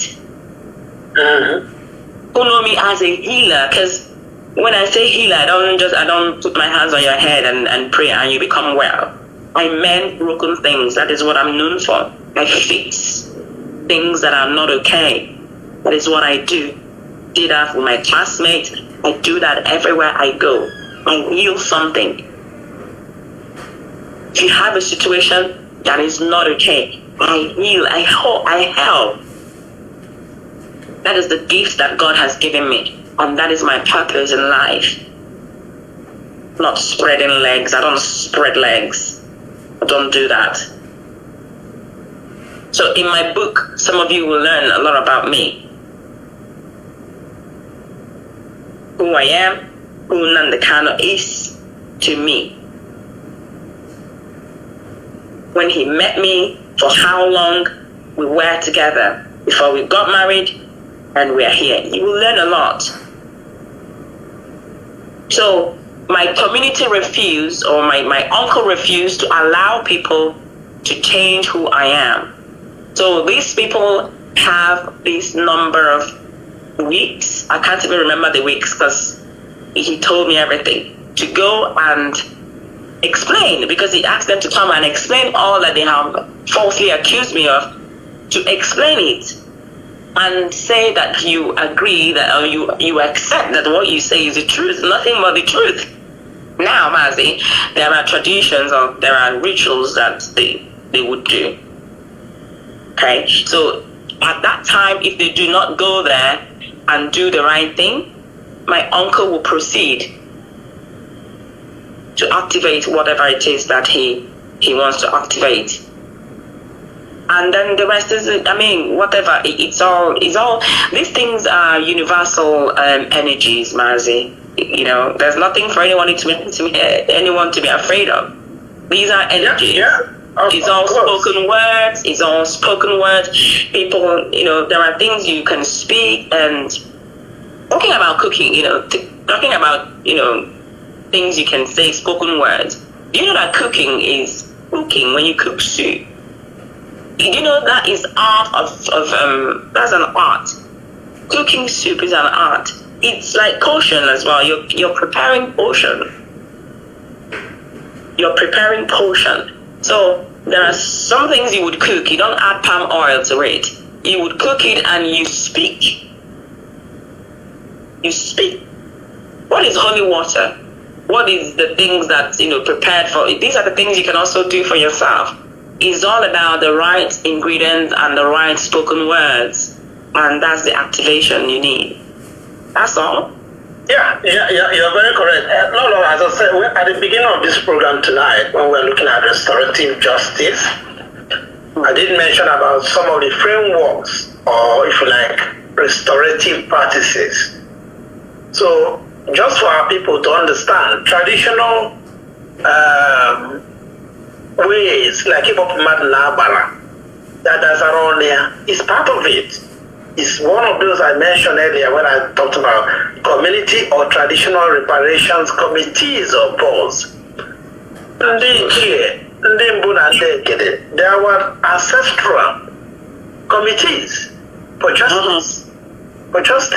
So there is nothing evil, devilish about it, so that people can get their senses and wobble. Sorry, Mazi. Why? So the people who sit down and create falsehood against someone, do they know how devilish? Do they know the part of darkness that is? Yes, Lord. I'm just trying to help our listeners, because sometimes the people listen, grammar, they lose the message. Do they know that is an art of witchcraft? They don't know, apparently. That is why I will continue to expand my teachings in consciousness.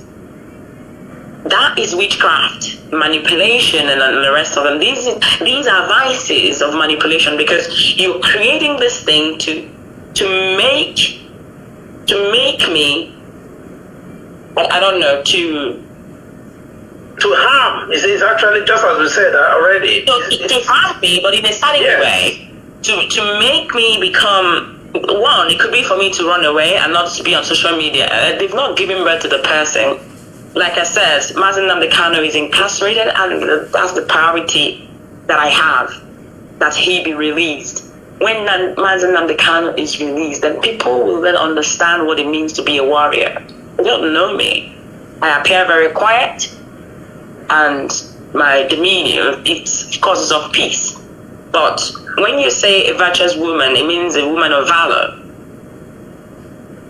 I war. That is what I do. Not usually physically, but that is what I do mentally, spiritually. I war, and I take on people's wars, and I fight. That is what I do. So, but it doesn't mean that I'm not physical as well. I mean, mine is anywhere you want it. I am equal to. I will meet you head on. So Some of them think that some people think that I'm mad. You don't know, some people, I worry about my madness, not for my sake, but for what would become of the person. Because I go from 0 to 1,000. I don't scroll. I switch. So I because of my consciousness, I've learned to contain that switch, because I know that I switch from here, I flip from this calmness, this person to someone you've never dreamt of in your life. So I contain that, and that is my consciousness. I hold into that, and I train to maneuver these consciousness levels to be able to switch according to my imminent circumstance. Being able to maneuver and alternate these consciousness. So that is how much I have grown. That's how much I have become aware. So I know when to behave in a certain way and when not to, when to speak and when not to. So that was done by my uncle, and he was asking me for their phone numbers. I don't have their phone numbers. I don't know these people. They don't know me. In fact, I need to say, because my parents-in-law were remembered on Friday. My mother-in-law passed on a Friday, but I was with her and Papa for some days, at least 3 days. I held her head, I fed her water, and I cooked for them. And I fed her food, and I gave her her medication. I looked after them. This certain man in Germany never visited my parents-in-law, never saw them, he and his bumblebee never came there, never stayed with them, never looked after them until they passed. So that man heard my voice and he ran, couldn't speak to me. So some of these people insulting me on social media, when they see me, when I come to them face to face, they take off. They take off, because I'm a force for you to reckon. I am a force to be reckoned with. When you decide to behave that something is wrong with your head. So I just have to say this. Sometimes you keep quiet, and some people think that, they just have they've played all the cards I have. They don't know jack I have. But like I said, I'm not fighting anybody. There is no need for that. The uncle has done the needful, which is what a community would do for their child. Well, as a married Igbo woman, as you rightly mentioned, Mazi, in Igbo tradition, adultery is considered a serious transgression with significant social and spiritual repercussions, cultural and social implications. Imagine that there is no such place for my uncle to go to. An Onyendu comes and an Onyendu says, I think what these people are saying is true. Okay, where would the proof come from? Where my uncle has gone is the highest place of proof. And what do you think? Do you know in the past, even in the past, up until now, that leads to separate, that leads to divorce, that leads to shame. Your community will be, the other community will be insulting your community because of your shameful act. So this has to do with my community, and they're doing something about it. So they're not letting it slide, even though initially I thought, what's the point? There's no point. Just leave these things because... Yeah, of course, they're doing the needful because they crossed the line. They took rumors and online gossiping. Maybe they thought they were having fun to a dangerous level. There are certain accusations of falsehood that you are not allowed to spread unless you have proofs. Evidence, hardcore proofs. It's not hearsay. And I've noticed, and I'm sure some of our listeners have, Lolo, that you are consciously avoiding naming these people. But because there are publicities out there already which have gone out, and as I mentioned, they have up to the middle of next month March to answer that call, the ancestral call at the shrine where they've been called. It's important too that we refresh our listeners' minds and brains about the people we're talking about here. I respect your decision not to name or even shame them, maybe because it's not worth it, to be honest, but for communication's sake, I have to, as the host and presenter of this program, put it in proper perspective. We've heard tonight that the community, not just family, of our First Lady, Oyendu's wife, Uchechigeme Anyanwụụtụtụ Okwu-Kanu, the Anyanwụ family and clan, petitioned the chief cooks, as Lolo named them, of this evil, malicious lies and falsehood spreading about Lolo's marital fidelity, questioning it, and making spurious allegations of adultery, which they have not been able to provide anything to the people they claim. Namely, the agent provocateur in Finland, Simon Eber, said a lot of unthinkable things about our First Lady. Meanwhile, he claims to be Oyendu's disciple. And some people, I don't mean to insult anybody, I have to call a spade a spade. Some very foolish people believe him. I've said on one of our programs here that anybody who insults a man's wife, even their ex-wife, has 10 times insulted the man. You dare not insult my wife. You have declared war between yourself and me. It doesn't matter what my wife did. Mazi. And this is a man, I'm coming, please. This is somebody who's done that on many occasions. And some people are clapping for him, some people were cheering, urging him on, and doing all the nonsense. Then you know the other person in Germany, Lolo referred to, that calls himself Master Prophet. I don't know the real name, to be honest. I can't remember unless I look at the poster. And the wife, I don't want to talk about their relationship with the Okwu-Kanu family, but how damaging. Which means no okay no but okay no nama. In other words, it is sometimes your own people from your own kitchen that the enmity, the hatred, the envy, the jealousy, the bitterness, the wickedness emanate from. The cooking of wickedness starts sometimes in your own kitchen. And those who allow access to your kitchen. So these three people have up to the middle of March to answer. Because there will be consequences, as we have learned today from restorative justice, that sometimes can lead to retributive justice if you do not take the avenue or opportunity of restorative justice.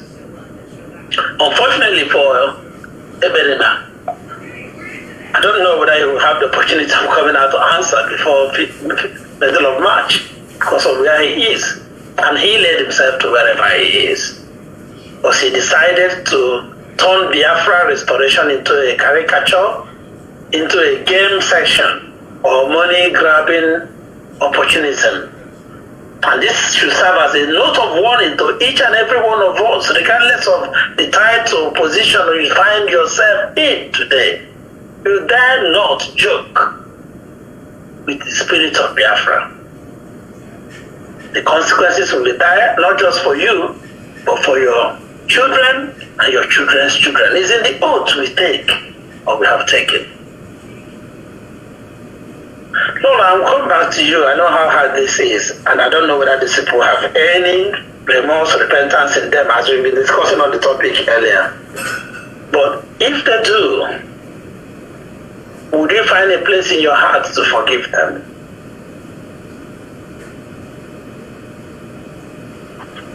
Yes, Mazi. I mean, forgiveness is is part of consciousness. To be honest, I'm not really upset, because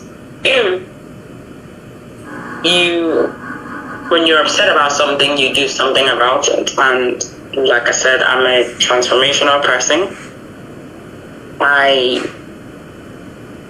I'm a person who,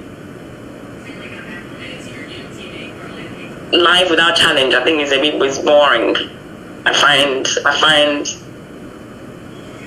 the absence of challenge boring. So, and that is how we can make society a better place, or make people better people. But when a human being makes himself, or when one becomes a challenge, I see you as an obstacle. I see you as a task. And in my natural state, I will solve you.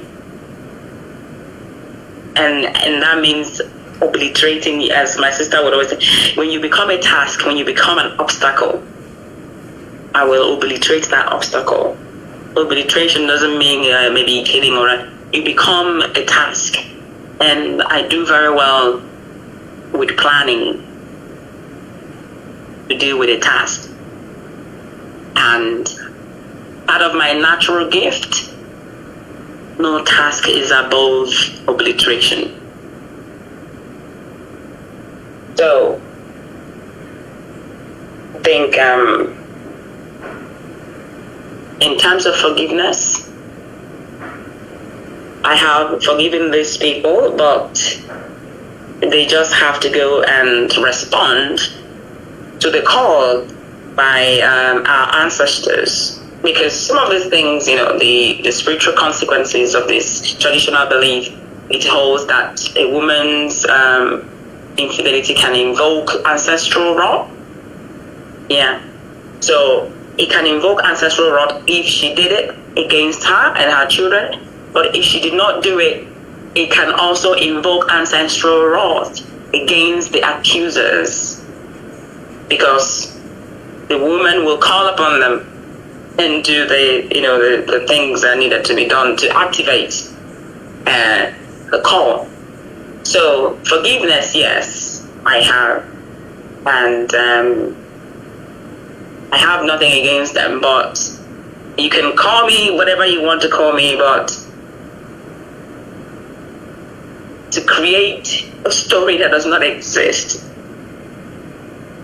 is a no-go area. Now, Mazi, another thing is that this very person that ties down, that lives in Germany, if Biafrans can recall, and I don't know this person, I've never met him before, but this man started to call me since 2015. I don't know this man, never seen him. Like I said, he heard my voice on the phone and he ran like a chicken, small little rat. He ran. He and the other one in Finland, they're not comprehensible enough.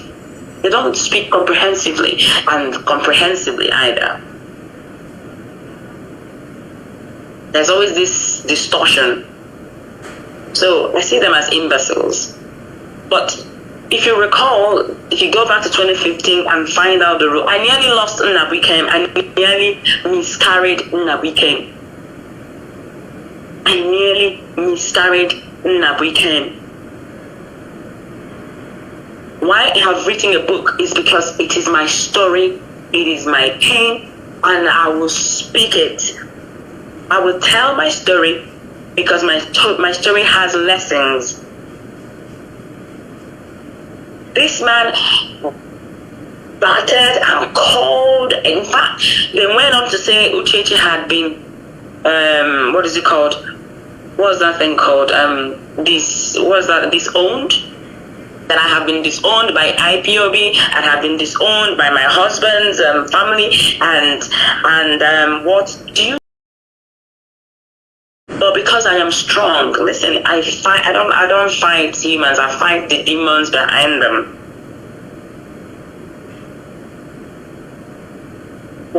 I was pregnant with Nnabwike, and that was published on the Sun newspaper.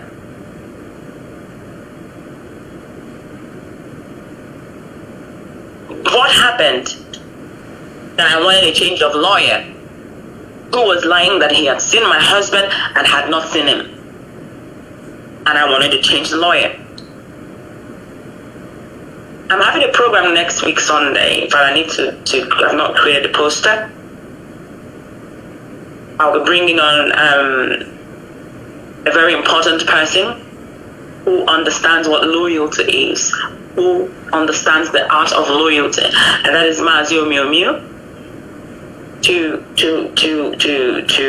host with me or to come on my platform and explain what it means to be loyal, what loyalty is. Loyalty comes with a lot of things.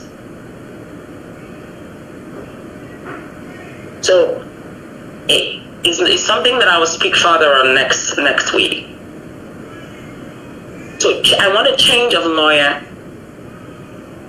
to see my husband, bring me feedback, because this person was not feeding me back, was just is the thing that they come to me and think they can disrespect me. I don't know where they get that notion from, and they don't get it very nicely from me.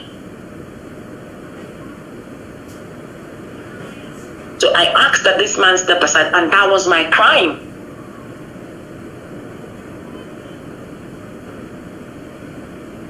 My book is a very powerful one. I will continue to reference that book because it is about me. So this man battered and spoke ill of me, and in fact, he was the one that said I was Mazi Nnamdi Kanu's girlfriend. I'm not his wife. You know, all sorts of insult, and that is an insult to Mazi Nnamdi, not even to me. You know, but and this person is married to Endu's sister. Must be an agent of darkness. He is for sure. So I don't know him, never met him. So when Onyendu is out, I will show him war. That is when he will know. I would like to see his akamba. He's a spiritualist, isn't he? A good issue there with spirituality. Well, Master Prophet or whatever they call you, I don't know how real or fake your spirituality is, but I want to advise you as a human being, as I'm presumably a Biafran, because every Biafran's life matters to me, and I have the love for every Biafran. I advise you to engage some natural senses and do the needful, seek restoration, and seek reconciliation. Turn from your evil ways. Lord has declared tonight she is very open to forgiveness, but you have to seek it genuinely and honestly and mend your ways. Be on the path of transformation. Telling our whole game, you will see, also. We need to be cautious to understand what we involve ourselves in. As I said, they have their consequences. And that message is not only for you, it's for all Biafrans. Those of us who dabble into this restoration of the Biafra mission and have no real understanding of what the calling is all about. Lord, thank you for that spirit of forgiveness. It is not easy to forgive people who have seriously sought to damage your reputation and everything you have as a human being. Because anybody who seeks to damage your marital foundation wants to destroy everything you have as a human being. As a transformational life coach, Lord, do you see pathways for pathological liars? Because there are some people that are just, they can't stop lying.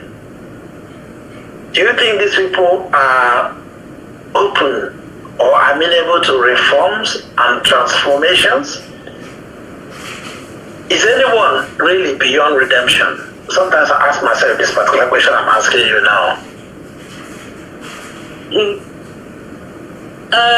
No, Mazi, no one is. Well, some people are beyond redemption, to be honest with you. And in everything we do, we have to be open to eventualities. We have to be open to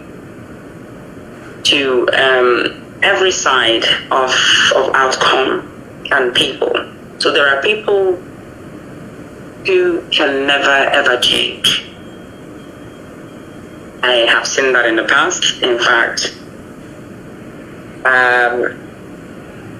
But there are people who can manage who they are.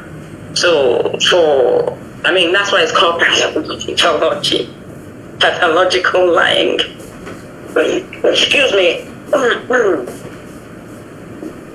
Excuse me. So being a pathological liar comes with a lot of embedded baggage, Mazi. A certain pathological liar can change and another may not. It then comes from genetical,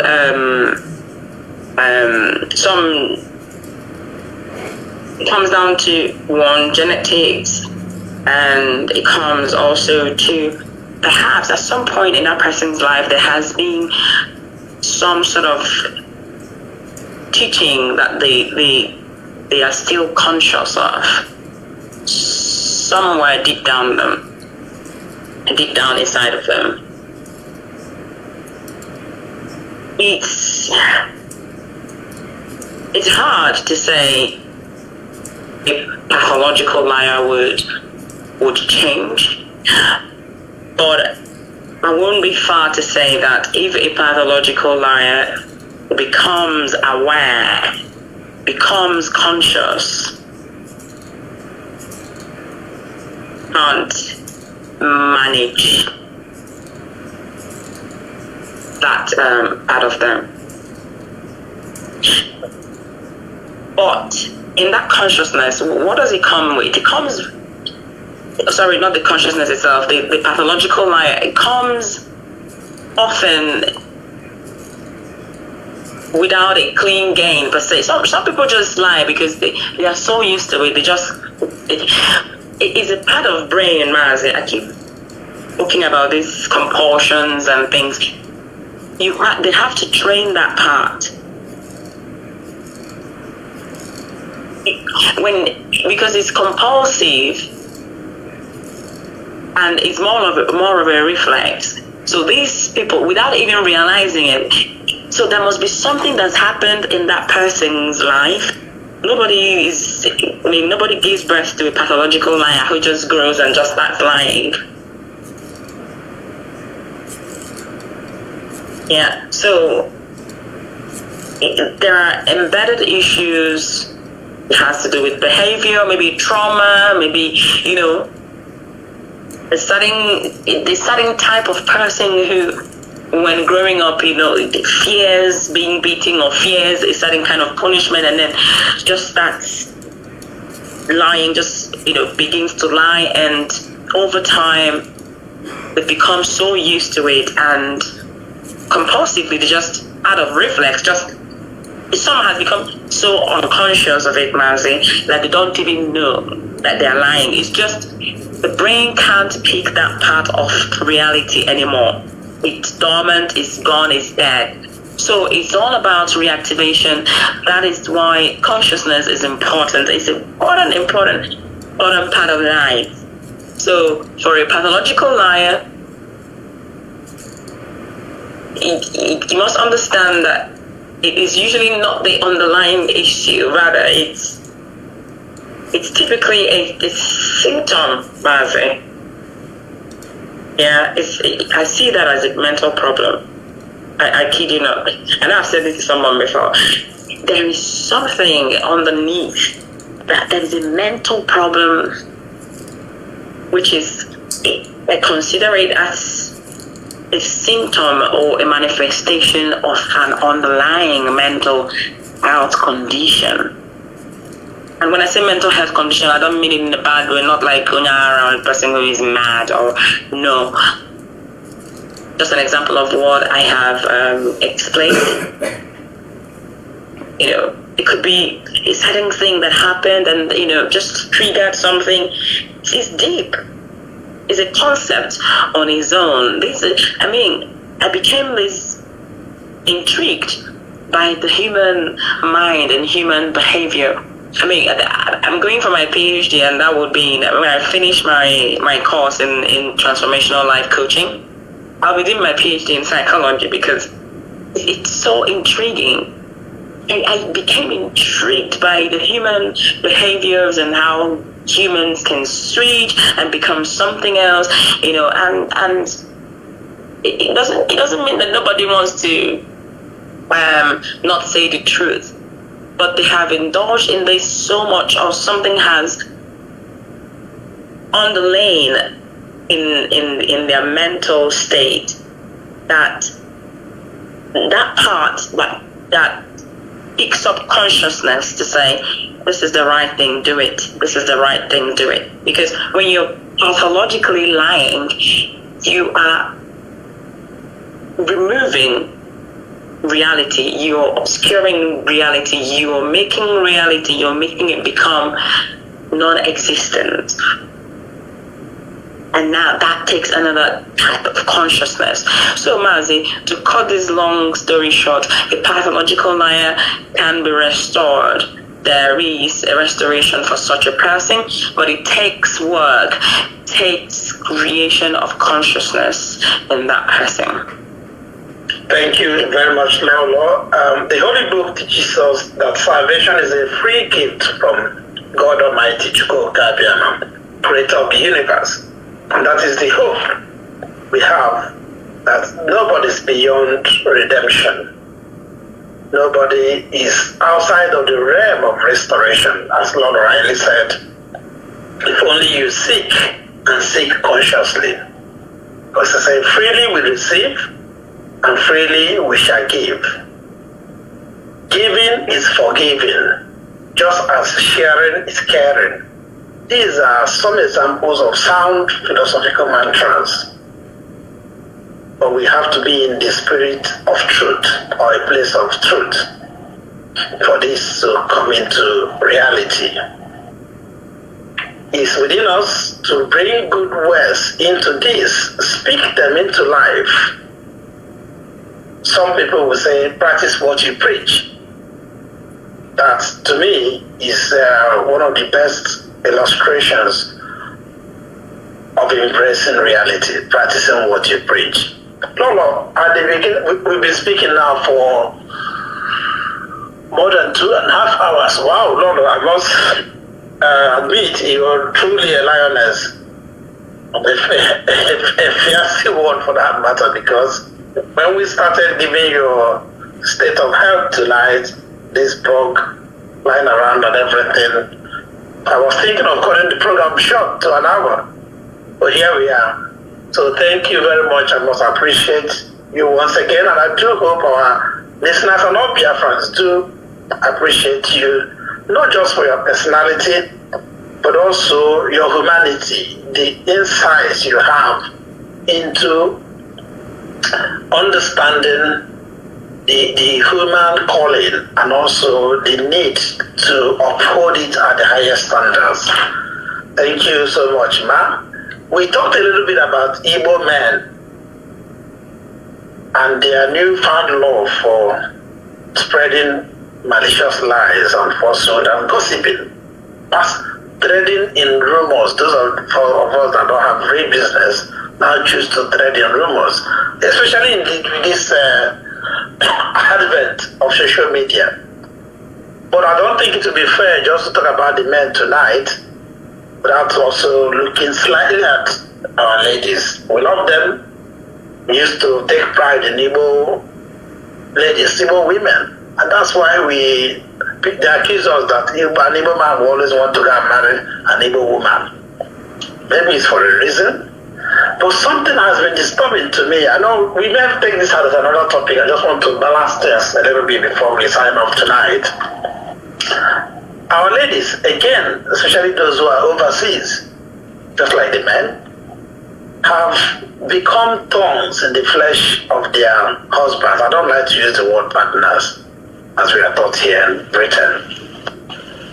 We've had alarming stories of some of our wives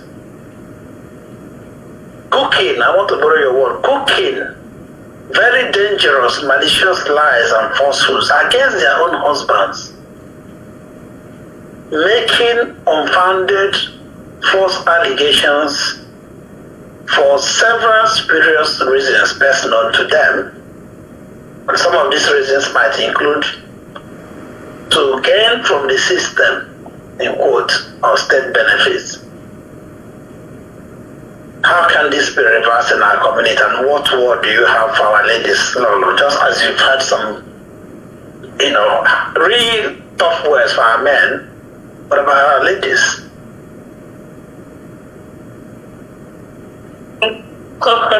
This, oh my God. Mazi, I hope I'm not putting you on the spot, but you just want to balance this a little bit. Oh no, Mazi. It's another wider. Like I said, everything about me is a concept. Give me any small problem, I'll create one big textbook on it, because there is so much about life. It's all in variations, and because how different our faces are, so our problems and characters and everything is as well, or are rather. And first of all, there will be what is it called? A one-day Uli workshop. I did tweet that, Mazi. Just give me just a few seconds to just mention this. I will tweet about it again and post it on Facebook. There is a sister of ours who is she's a PhD student in University of Leeds, and she's chosen her thesis on Biafran or Biafra as a religion and spirituality. But the people that she has different, of course, for those who have done their PhD, you have different types of analysis, and and in this context, or in her contextualized concept, she's chosen indigenous people of Biafra women in the UK to participate, which she wants to. She's interviewed me. So you don't need your name or she's not taking your picture, she's not taking your name, you can use anonymous name to do her question. I think she's on the qualitative analysis now. So for those of us who've done all this sort of thesis thing, you do your qualitative analysis, you do your quantitative ones, and so on and so forth. So next week Wednesday, she would be holding a one-day workshop, Uli art workshop for the participants. It's just for us to co-create art reflecting Biafra as a spirit and as a religion. So I think I'll talk more on that before that Wednesday. I'll try and tweet something on it. So I think she has this. She has her. What is it called? She has the information contact to the University of Leeds. In fact, I need to share, there's this brother of ours who also did a research on Biafra, something has to do with Biafra. I can't remember because I was quite ill and couldn't really read it all. So Mazi, I think you shared that as well. So our people are going into making intentional effort to broadcast to let the world already knows, well, know about Biafra, but we are not on everyone's lips every day. So these are little ways that we can help each other. So I had a little bit of worries on our, from some of our people that it could be a bait and so that can't be ruled out. I mean, it's good to be conscious and safety conscious. You need to be cautious. One needs to be cautious as well, considering, because of course I know ammonia, yes, but this is not what it is. This is not what do you think, rather. This is an art, that someone would write in their thesis and it will be published, and, so that's this person making us proud.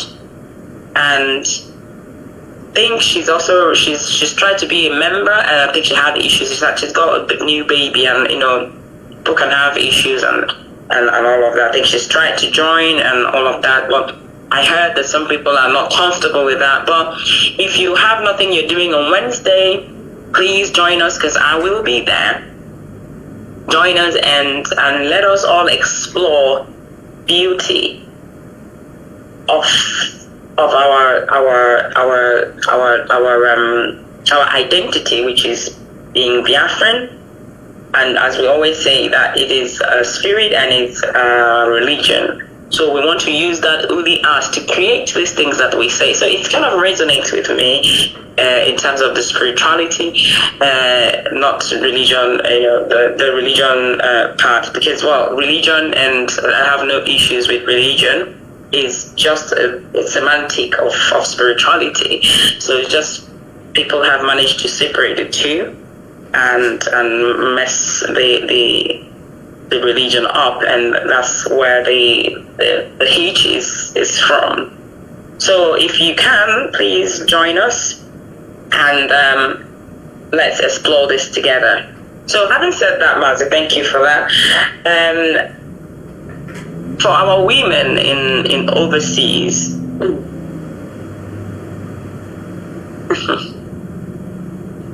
it still goes down to consciousness, Mazi. I mean, I can never speak enough of this consciousness and their operational frequency as well. And also what the society has kind of knitted back home. So the little minds or the little minded women who are here in the UK. And first of all, Mazi, I'm so sorry, because let me mention this,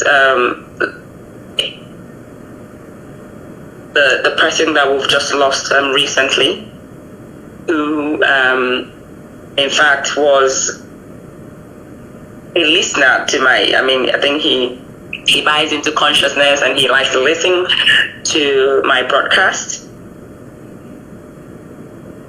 And yes, I was going to do that to add in when we are signing off. Yeah, okay. You can go ahead and okay, so it hurts me that I've lost a listener. But I want to use this opportunity to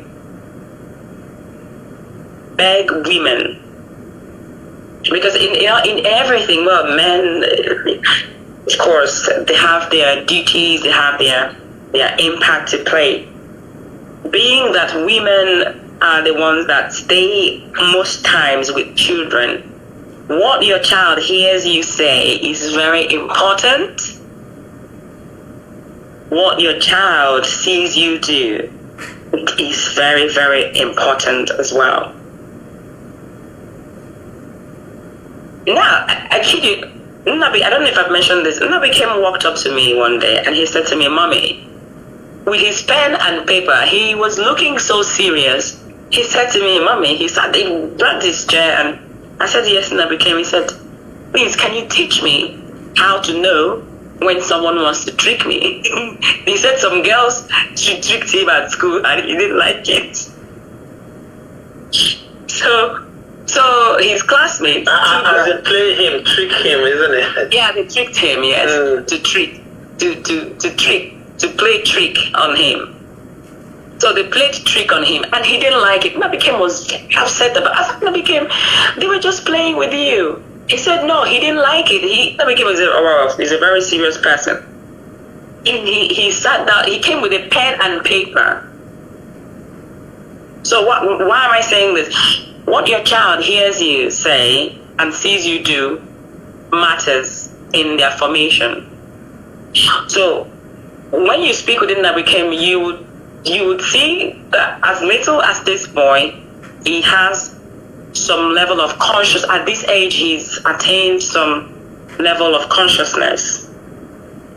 He may not be in the practical mode at the moment because of his age, but in terms of the primal one, which is going for food, but the practical one, he can speak that he wants food. So he asks for his food and he asks for his now let me give you another example. He wanted a pizza and I said, you had pizza 3 weeks ago, I won't buy you pizza today. He said no. I think I said last week. He said no, it's been 3 weeks ago. I said no, I don't think it's 3 weeks ago. So we're arguing, forth and back and forth.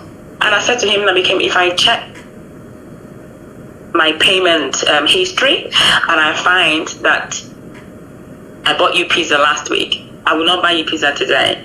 Agreed? He said, okay, maybe it's true, maybe it was last week. I said, no, now that's wrong, you have failed it. Being who you are, I expected you to maintain that it's been 3 weeks ago, regardless if I buy you pizza or not. Don't know if you understand what I'm saying, Mazi. Yes, I can relate to that. I do exactly the same with my son as well. So I said to him, you must maintain, now that's what makes you a man, integrity and dignity, uprightness, and standing true to your word. You do not waver. So this is a boy that constantly we are on consciousness because that is life. So whatever you say to your children, how you treat people around you in the presence of your child or your children impacts on your children. They grow, they have some certain traits in them. There are several things that make up a person's behavior. You have the gene, you have the fathers, mothers, whatever, then environment, and then the child has their own. So there are thousands of behavioral traits running to, one to dominate another in a child's life. You just need to be conscious which to look into, which to see, and which to dominate. Nobody is perfect. There are traits that you would see and you say, no, this one has to be dominated. And how do you dominate this trait that can be unpleasant? Is by consciousness, by teaching that child consciousness, how to navigate on these different consciousness levels. So Mazi, so our women in the UK, why do they do what they do? Which is one of the questions. I didn't get around to teaching that last year or talking about it. Nigerians who are here in the UK, some of them have become British citizens, but they take COS or whatever that thing is called, and they take £15,000, £10,000. They sell the COS to several people, bringing them to the UK, knowing that these people from Nigeria managed, some sold their lands and whatever it was they had, coming here. The environment this person was coming from. You've tasted Nigeria, you know what it is. If you have people in Nigeria and you understand the current situation of Nigerians in Nigeria, but you have the audacity to take money from someone who has suffered and struggled in that Nigeria. You take that money from that person knowing that you do not have a job for that person. That person comes here, and you, knowing that the person stands the chance of being taken back to Nigeria or deported, and you know the person can't do more, you take that money and you leave that person in the rain. You are evil, and evil shall befall you. Whatever you have made will be taken from you. That money you have taken from that person who looked up to you, who trusted you, who believed you that you can give them a job, and gave you £15,000. Having stayed in this country for years, you took £15,000 from someone and did not offer that person a job. You placed that person in a place of difficulty. I'm saying this with a broken heart, Mazi, because I had to deal with this issue about 3 people. I dealt with this issue twice last year. Yeah, I mean, professionally, that's my role, and I just removed myself from it completely. Some people, if I say to myself, if that's the only way to make money, I'm not part of it. Some people, as I said, that are not conscious, do these things not minding the consequences and the circumstances. And they sleep at night. Now, in consciousness, they need to understand there are things that are interim, there are things that are short term, there are consequences that are short term, there are consequences that are long term. They won't come now. So people are so short-sighted, they see right now. That 15, you need to go and understand the art of money. Go and, I have to teach our people, Mazi. There is something about money, just like there's something about yam. You know, G, you need to relate G to connote that to G is equal to ego. Ego also equal to, what's this thing again? It's also Allah.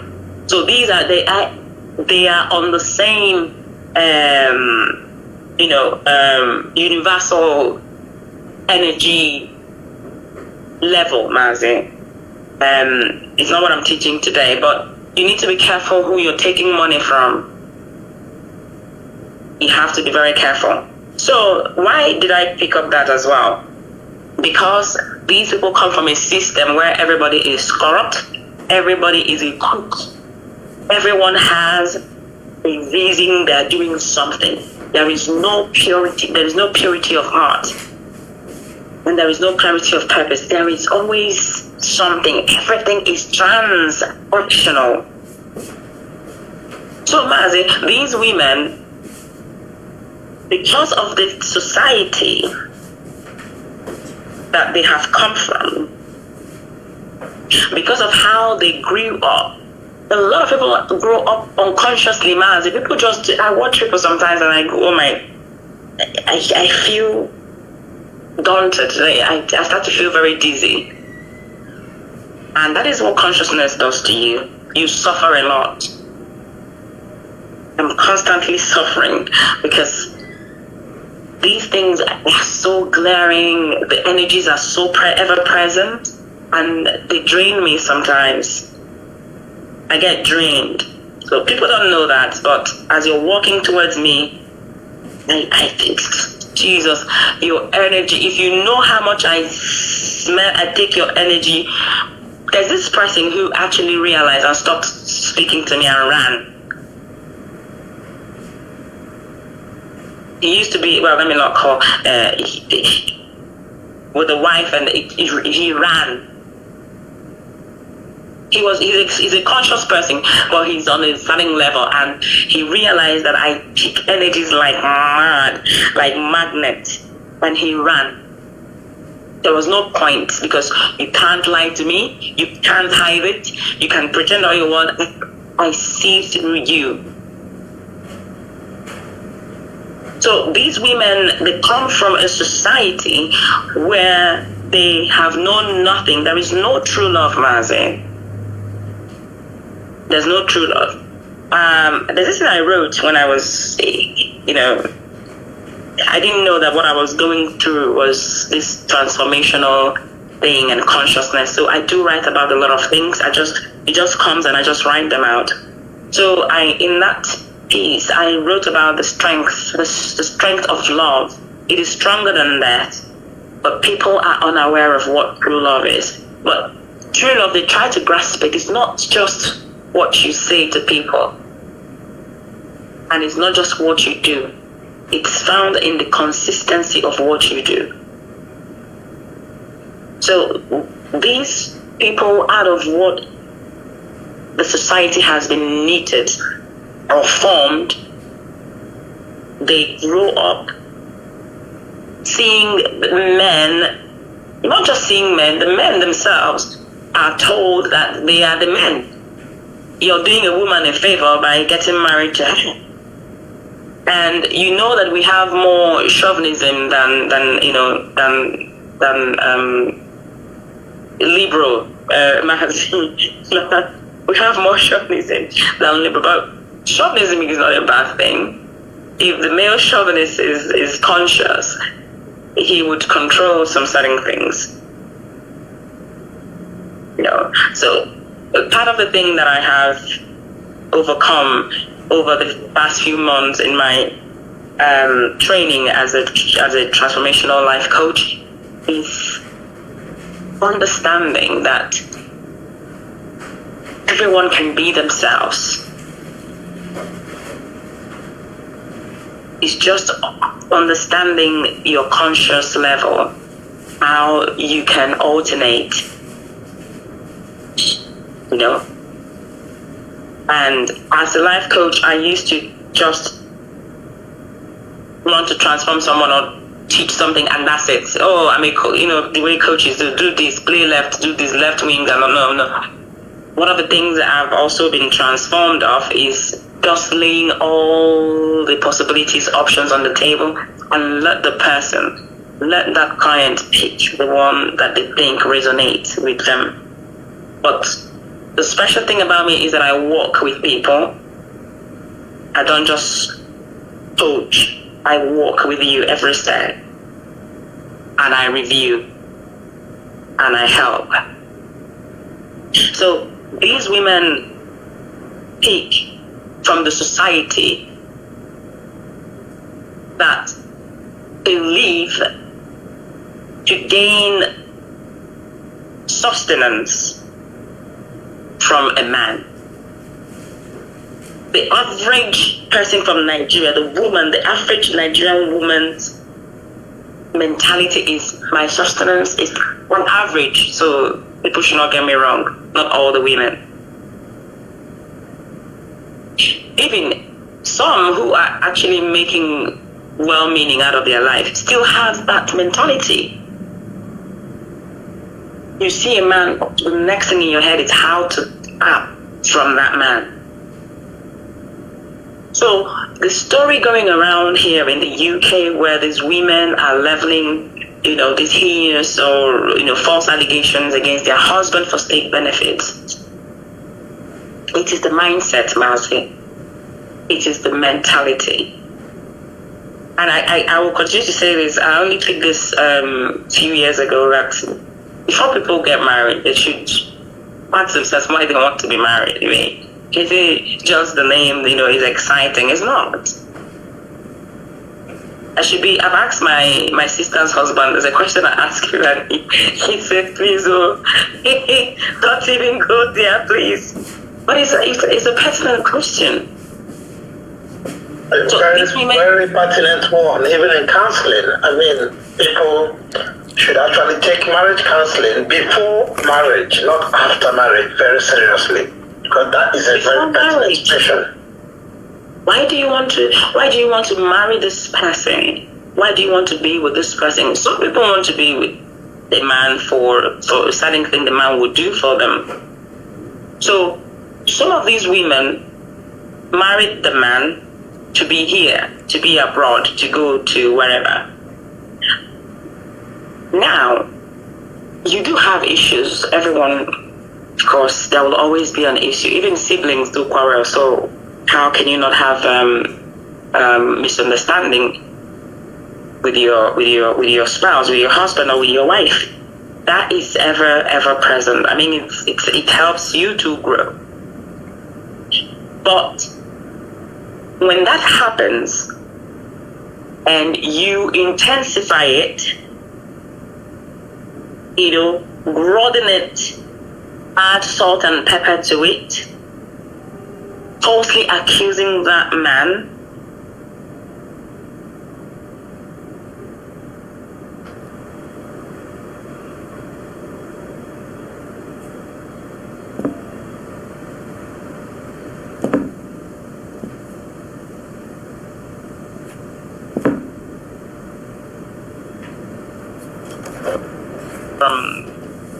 even though the husband is there, it becomes little. Is that why? Because I don't know why the benefit is more important. The benefit can never be more than what your husband would give you. So I don't know. Maybe you can help me with that area, because I've never taken benefit. Well, Lord, that would be a topic for another day, and also in my consciousness, I am looking at the time, and I said to myself, wow, you go on and on, but I don't have to be unconscious to allow you to do that. So okay. I want us to wind it up now, and also for our listeners, so that they don't fall asleep. There's a reason why we decided last minute not to take calls today, dear listeners. This is a very valuable lesson session. That's why I said at the beginning, please do have your pen and paper handy, or we will share the recording. This is one not to be missed. If you listen to it halfway or you got distracted, take your time and invest 3 hours of listening to Lolo on this program tonight. And I must thank you once again. But before we sign off, let me ask you what words of encouragement or reassurances you have for our people, Biafrans, insofar as this spreading of falsehood and malicious lies against your husband and against Biafra restoration is concerned. We're now hearing the new Tinubu spokesperson saying Nnamdi Kanu must renounce Biafra before the conditions for his release will be discussed. And that is giving us a lot of concern, because spreading falsehood and malicious lies is worrisome, it's troublesome, it troubles the heart and the spirit. So what advice would you, and assurances would you give our Biafrans tonight, Lolo? Thank you, Mazi. First of all, that's Valawa, whatever his name is, Wala, whatever his name is. That man behaves, he's very cheeky. He's a naughty, very naughty, cheeky boy. Why I said that is, first of all, the Boko Haramists that they have incorporated into the military, Nigerian military, who became their military people.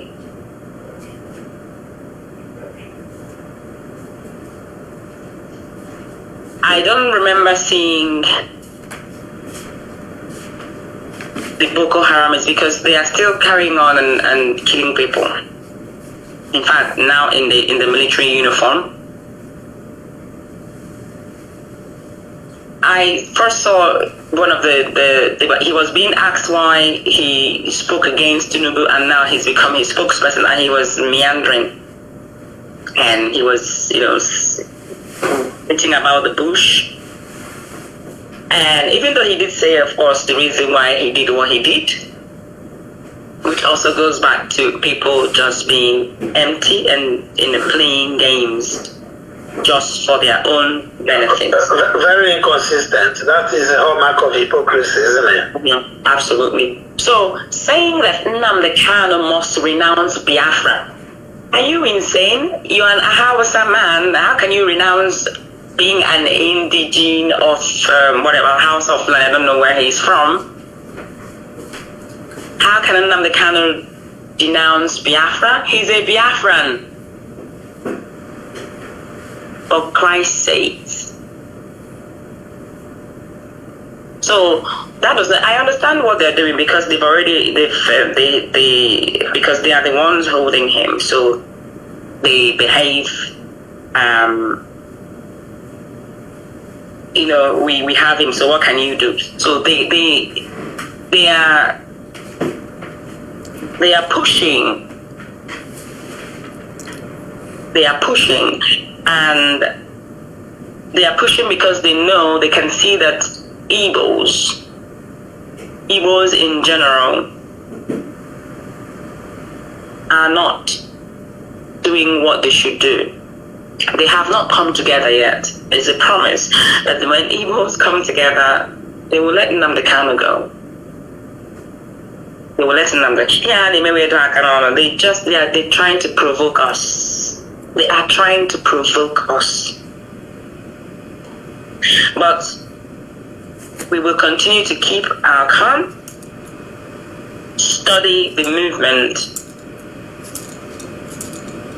or the tide.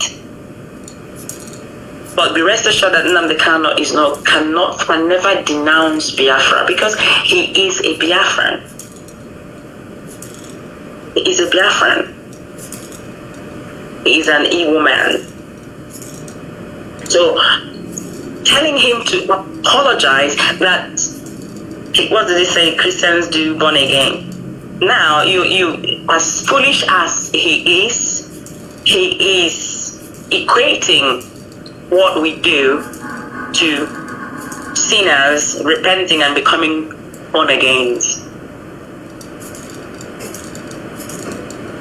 We are the people of God, and what we are asking is an act of God because God seeks justice. God is God. God is justice. God is love. God is not oppression. Those who become born again, they became born again from starting things that they were doing that were wrong.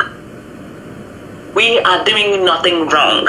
We say, you treat us in this way.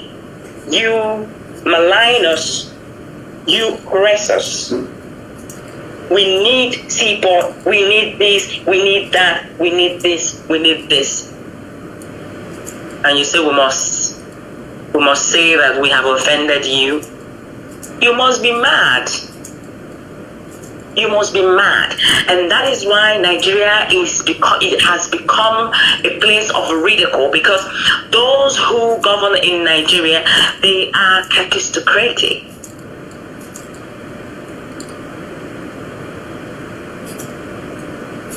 So, all I urge us, I've spoken to one of our brothers, and he said, oh, he feels tired. Why? For the past how many years, Christians have attended services, and what is their hope? That Christ will come. Christ is coming. Jesus is coming soon. Jesus is coming soon. And you go to church and you listen to sermon. You still go to church every Sunday. You still give your tithe and offering. You still do. Why is this very case? What is it different? How is it different? What actually is causing the tiredness of the mind? Nnamdi Kanu was taking, you no longer attend meeting, you want to follow someone who is shouting like a mad dog, telling you he's bringing you back. I don't want to go far on that, but the advice and encouragement I can give to our people is, sometimes it seems that it is so tough, you can't go any further. Think about those whose situations are worse than yours and keep forging ahead. That spirit of patriotism and unity and love, I have that drive that if I go somewhere and see where an Igbo person is being maltreated, I will fight the other person. Not just Igbo person. If I go to a place where somebody is speaking to a black person anyhow, I will tell you off. I will tell you off. I will tell you off. So, I'm someone who, when I have conversation, or dialogue with the so-called English people, I debate with them. We have conversations. So we leave no room for anybody to intimidate you. Nobody must intimidate you. We have this spirit of scoring like squirrels. We start no, what is this?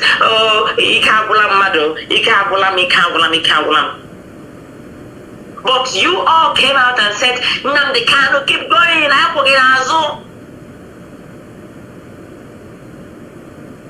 That is what makes you a man. That dignity, that integrity, that you do not waver or prevaricate. When I'm dealing with someone, and if I open my mouth, taking I got me share, give me time, somebody may know one. If I open my mouth, say I got me share. That is the spirit I want us all to wear. That fire spirit, all these elements of the of the universe that we have them in us as spirit. Which one are we allowing to dominate the other one? Are we allowing the earth? Are we allowing the air? Are we allowing the water or the fire to dominate? Let's ignite that spirit of fire. Let us rise and stand our ground, because everybody. People who are supposed to speak are scoring and hiding under the carpet. That is why these people think they can hold them and they can disregarding the court order. How dare he? That's the problem. That is the problem. They don't understand their law. Your law says you have gone against this man. You turned around and say he has to denounce. That is your problem. We have always known that is the problem. And that is why we say IPOB must not be destroyed. Because you people are narcissists. I've talked about the narcissist, the relationship between the narcissist husband and the wife, and relating it and equating it to the Nigerian government and how they treat Igbo. But people are rising in consciousness to demand justice. But for those who are saying, oh, I believe in justice, but what is being done to Nnamdi Kanu is okay by you because you don't like what Nnamdi Kanu is doing.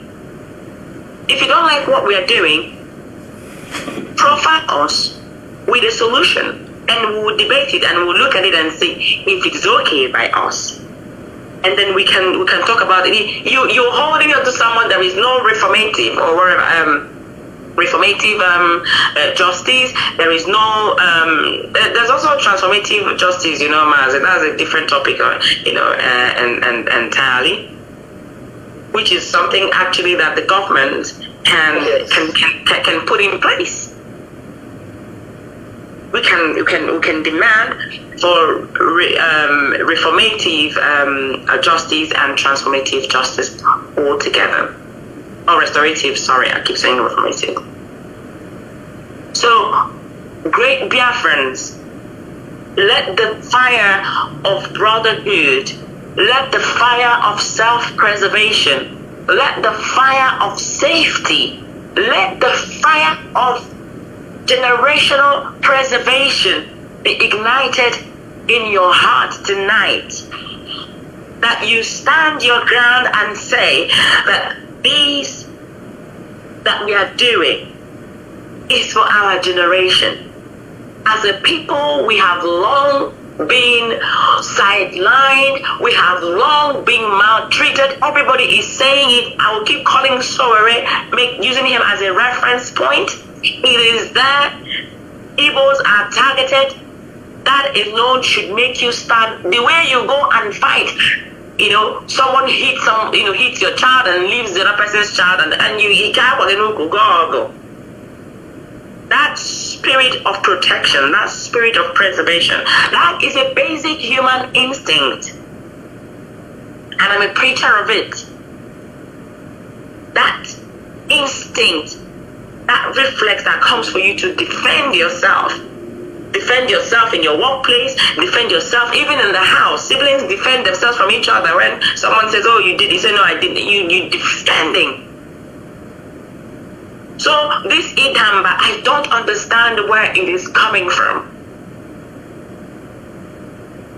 Because everybody damba, then it's now left for me to find a different way for Nnamdi Kanu to be released to me. So it means Nnamdi Kanu has been abandoned.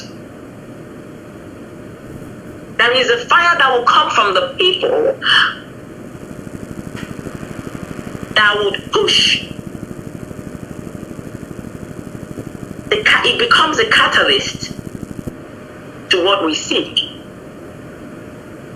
So we all need to come back to the drawing board.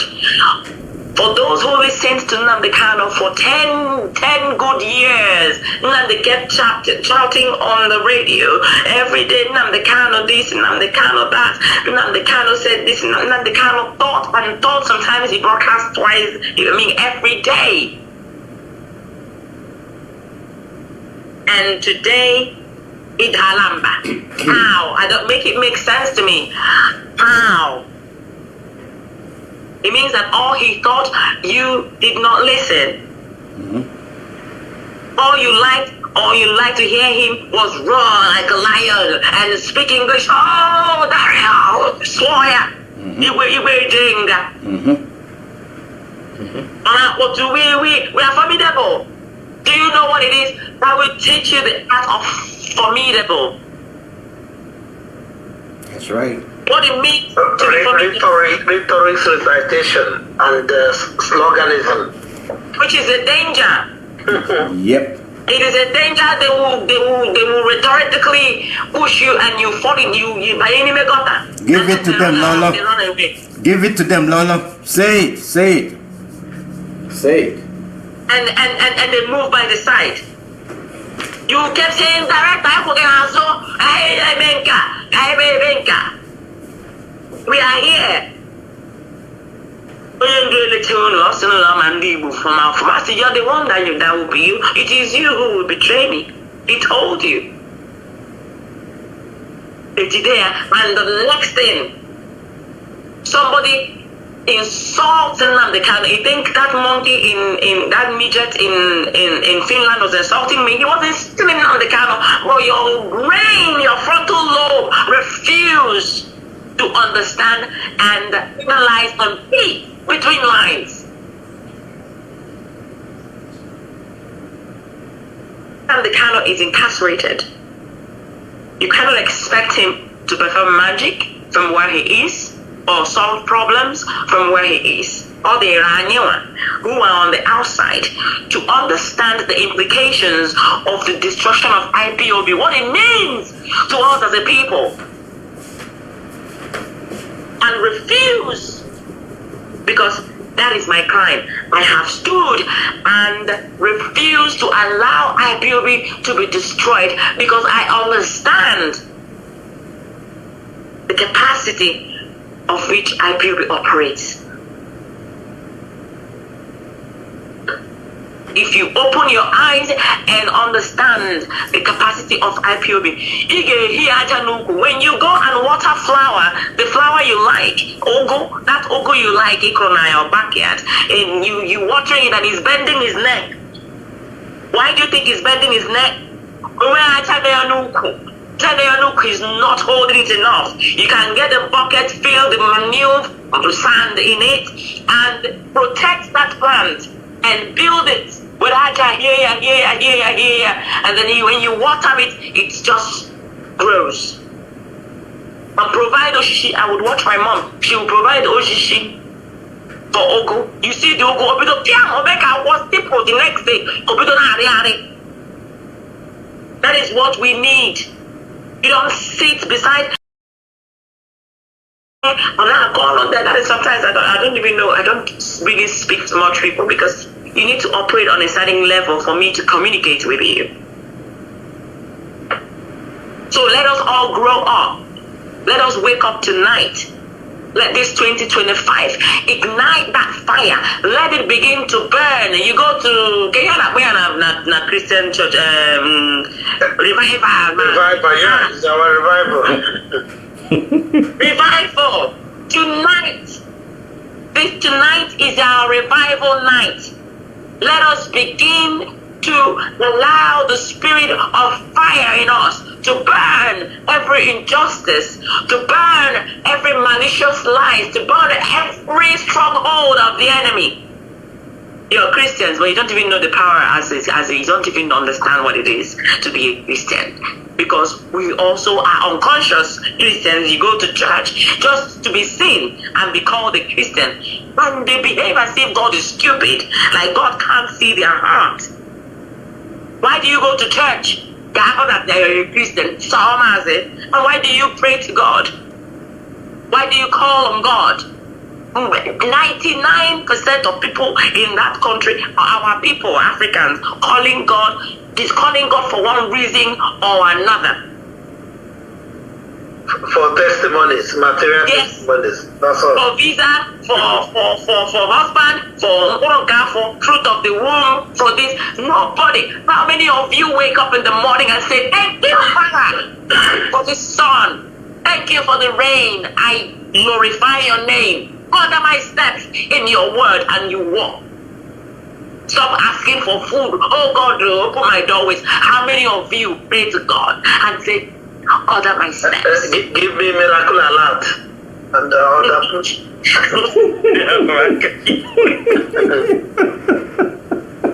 Anyway, Lola, I think if I keep going so great friends, please let us inculcate that which we do in our Christian world. Let's bring it here as a people. What we're doing is righteousness. We are seeking a better place for our children. More. I want to go home. I want to be home. That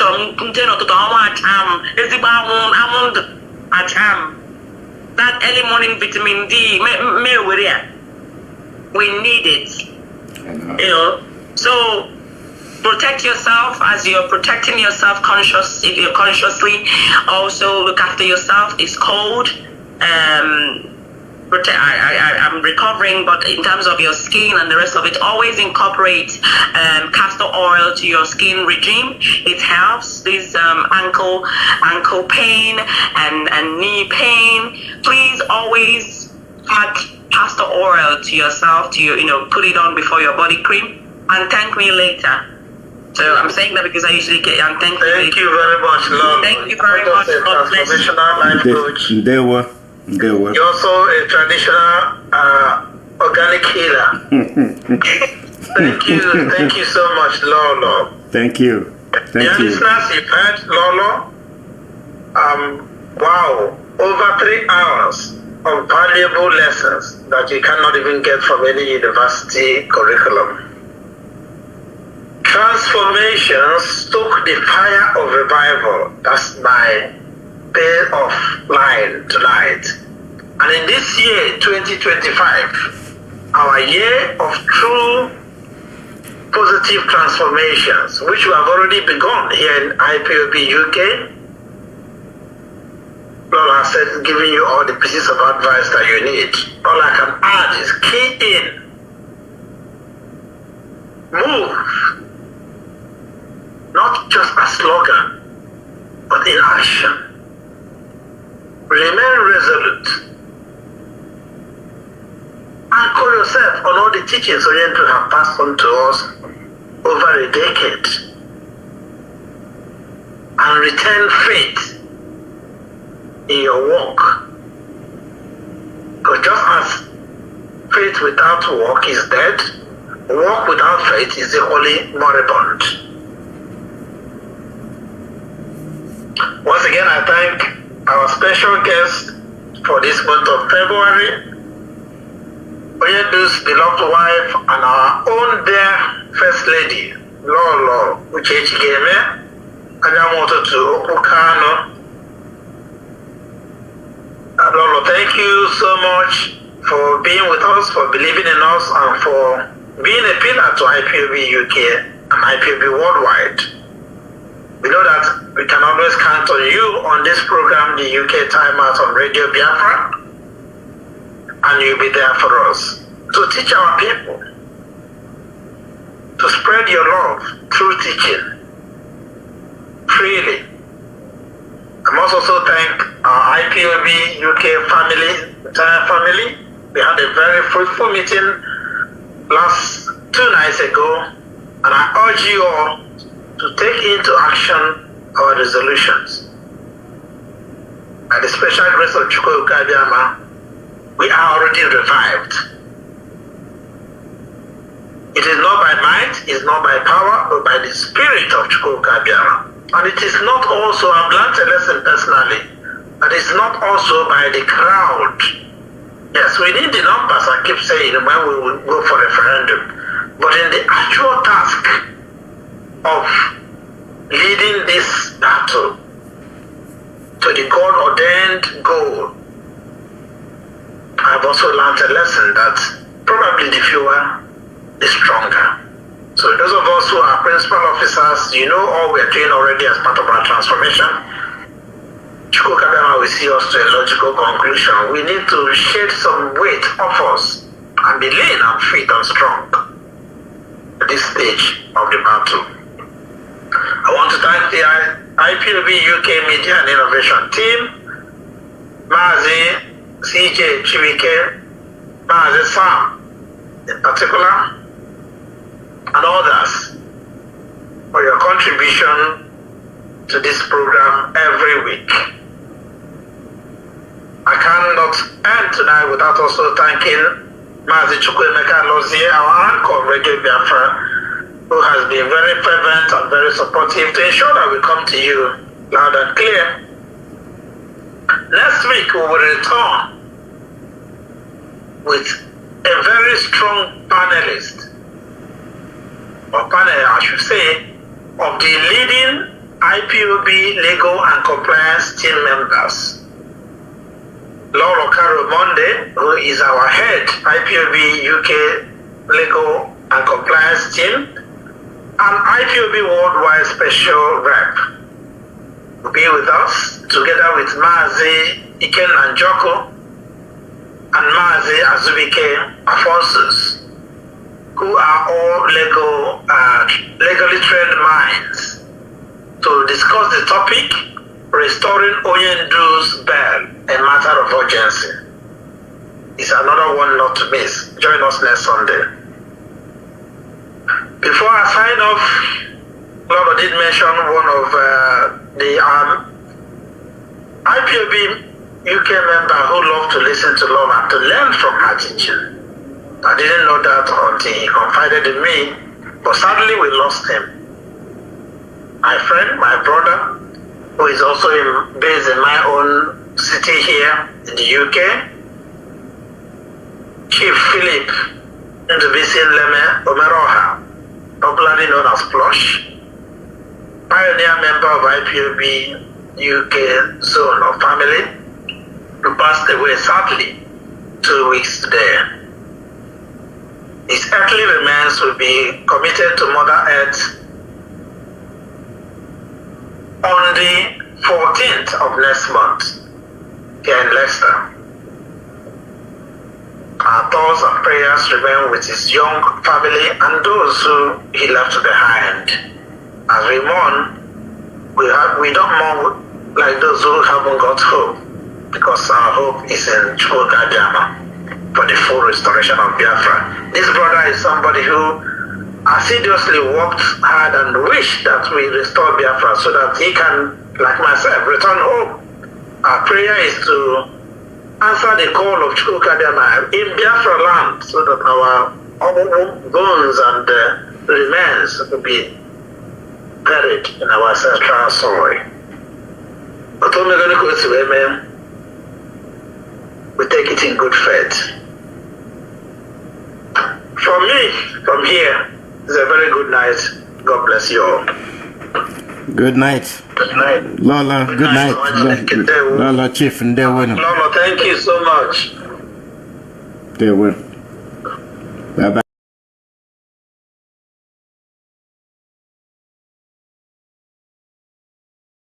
Bye. Bye. Good night. Lola, Chief, and there win. Lola, thank you so much. There win.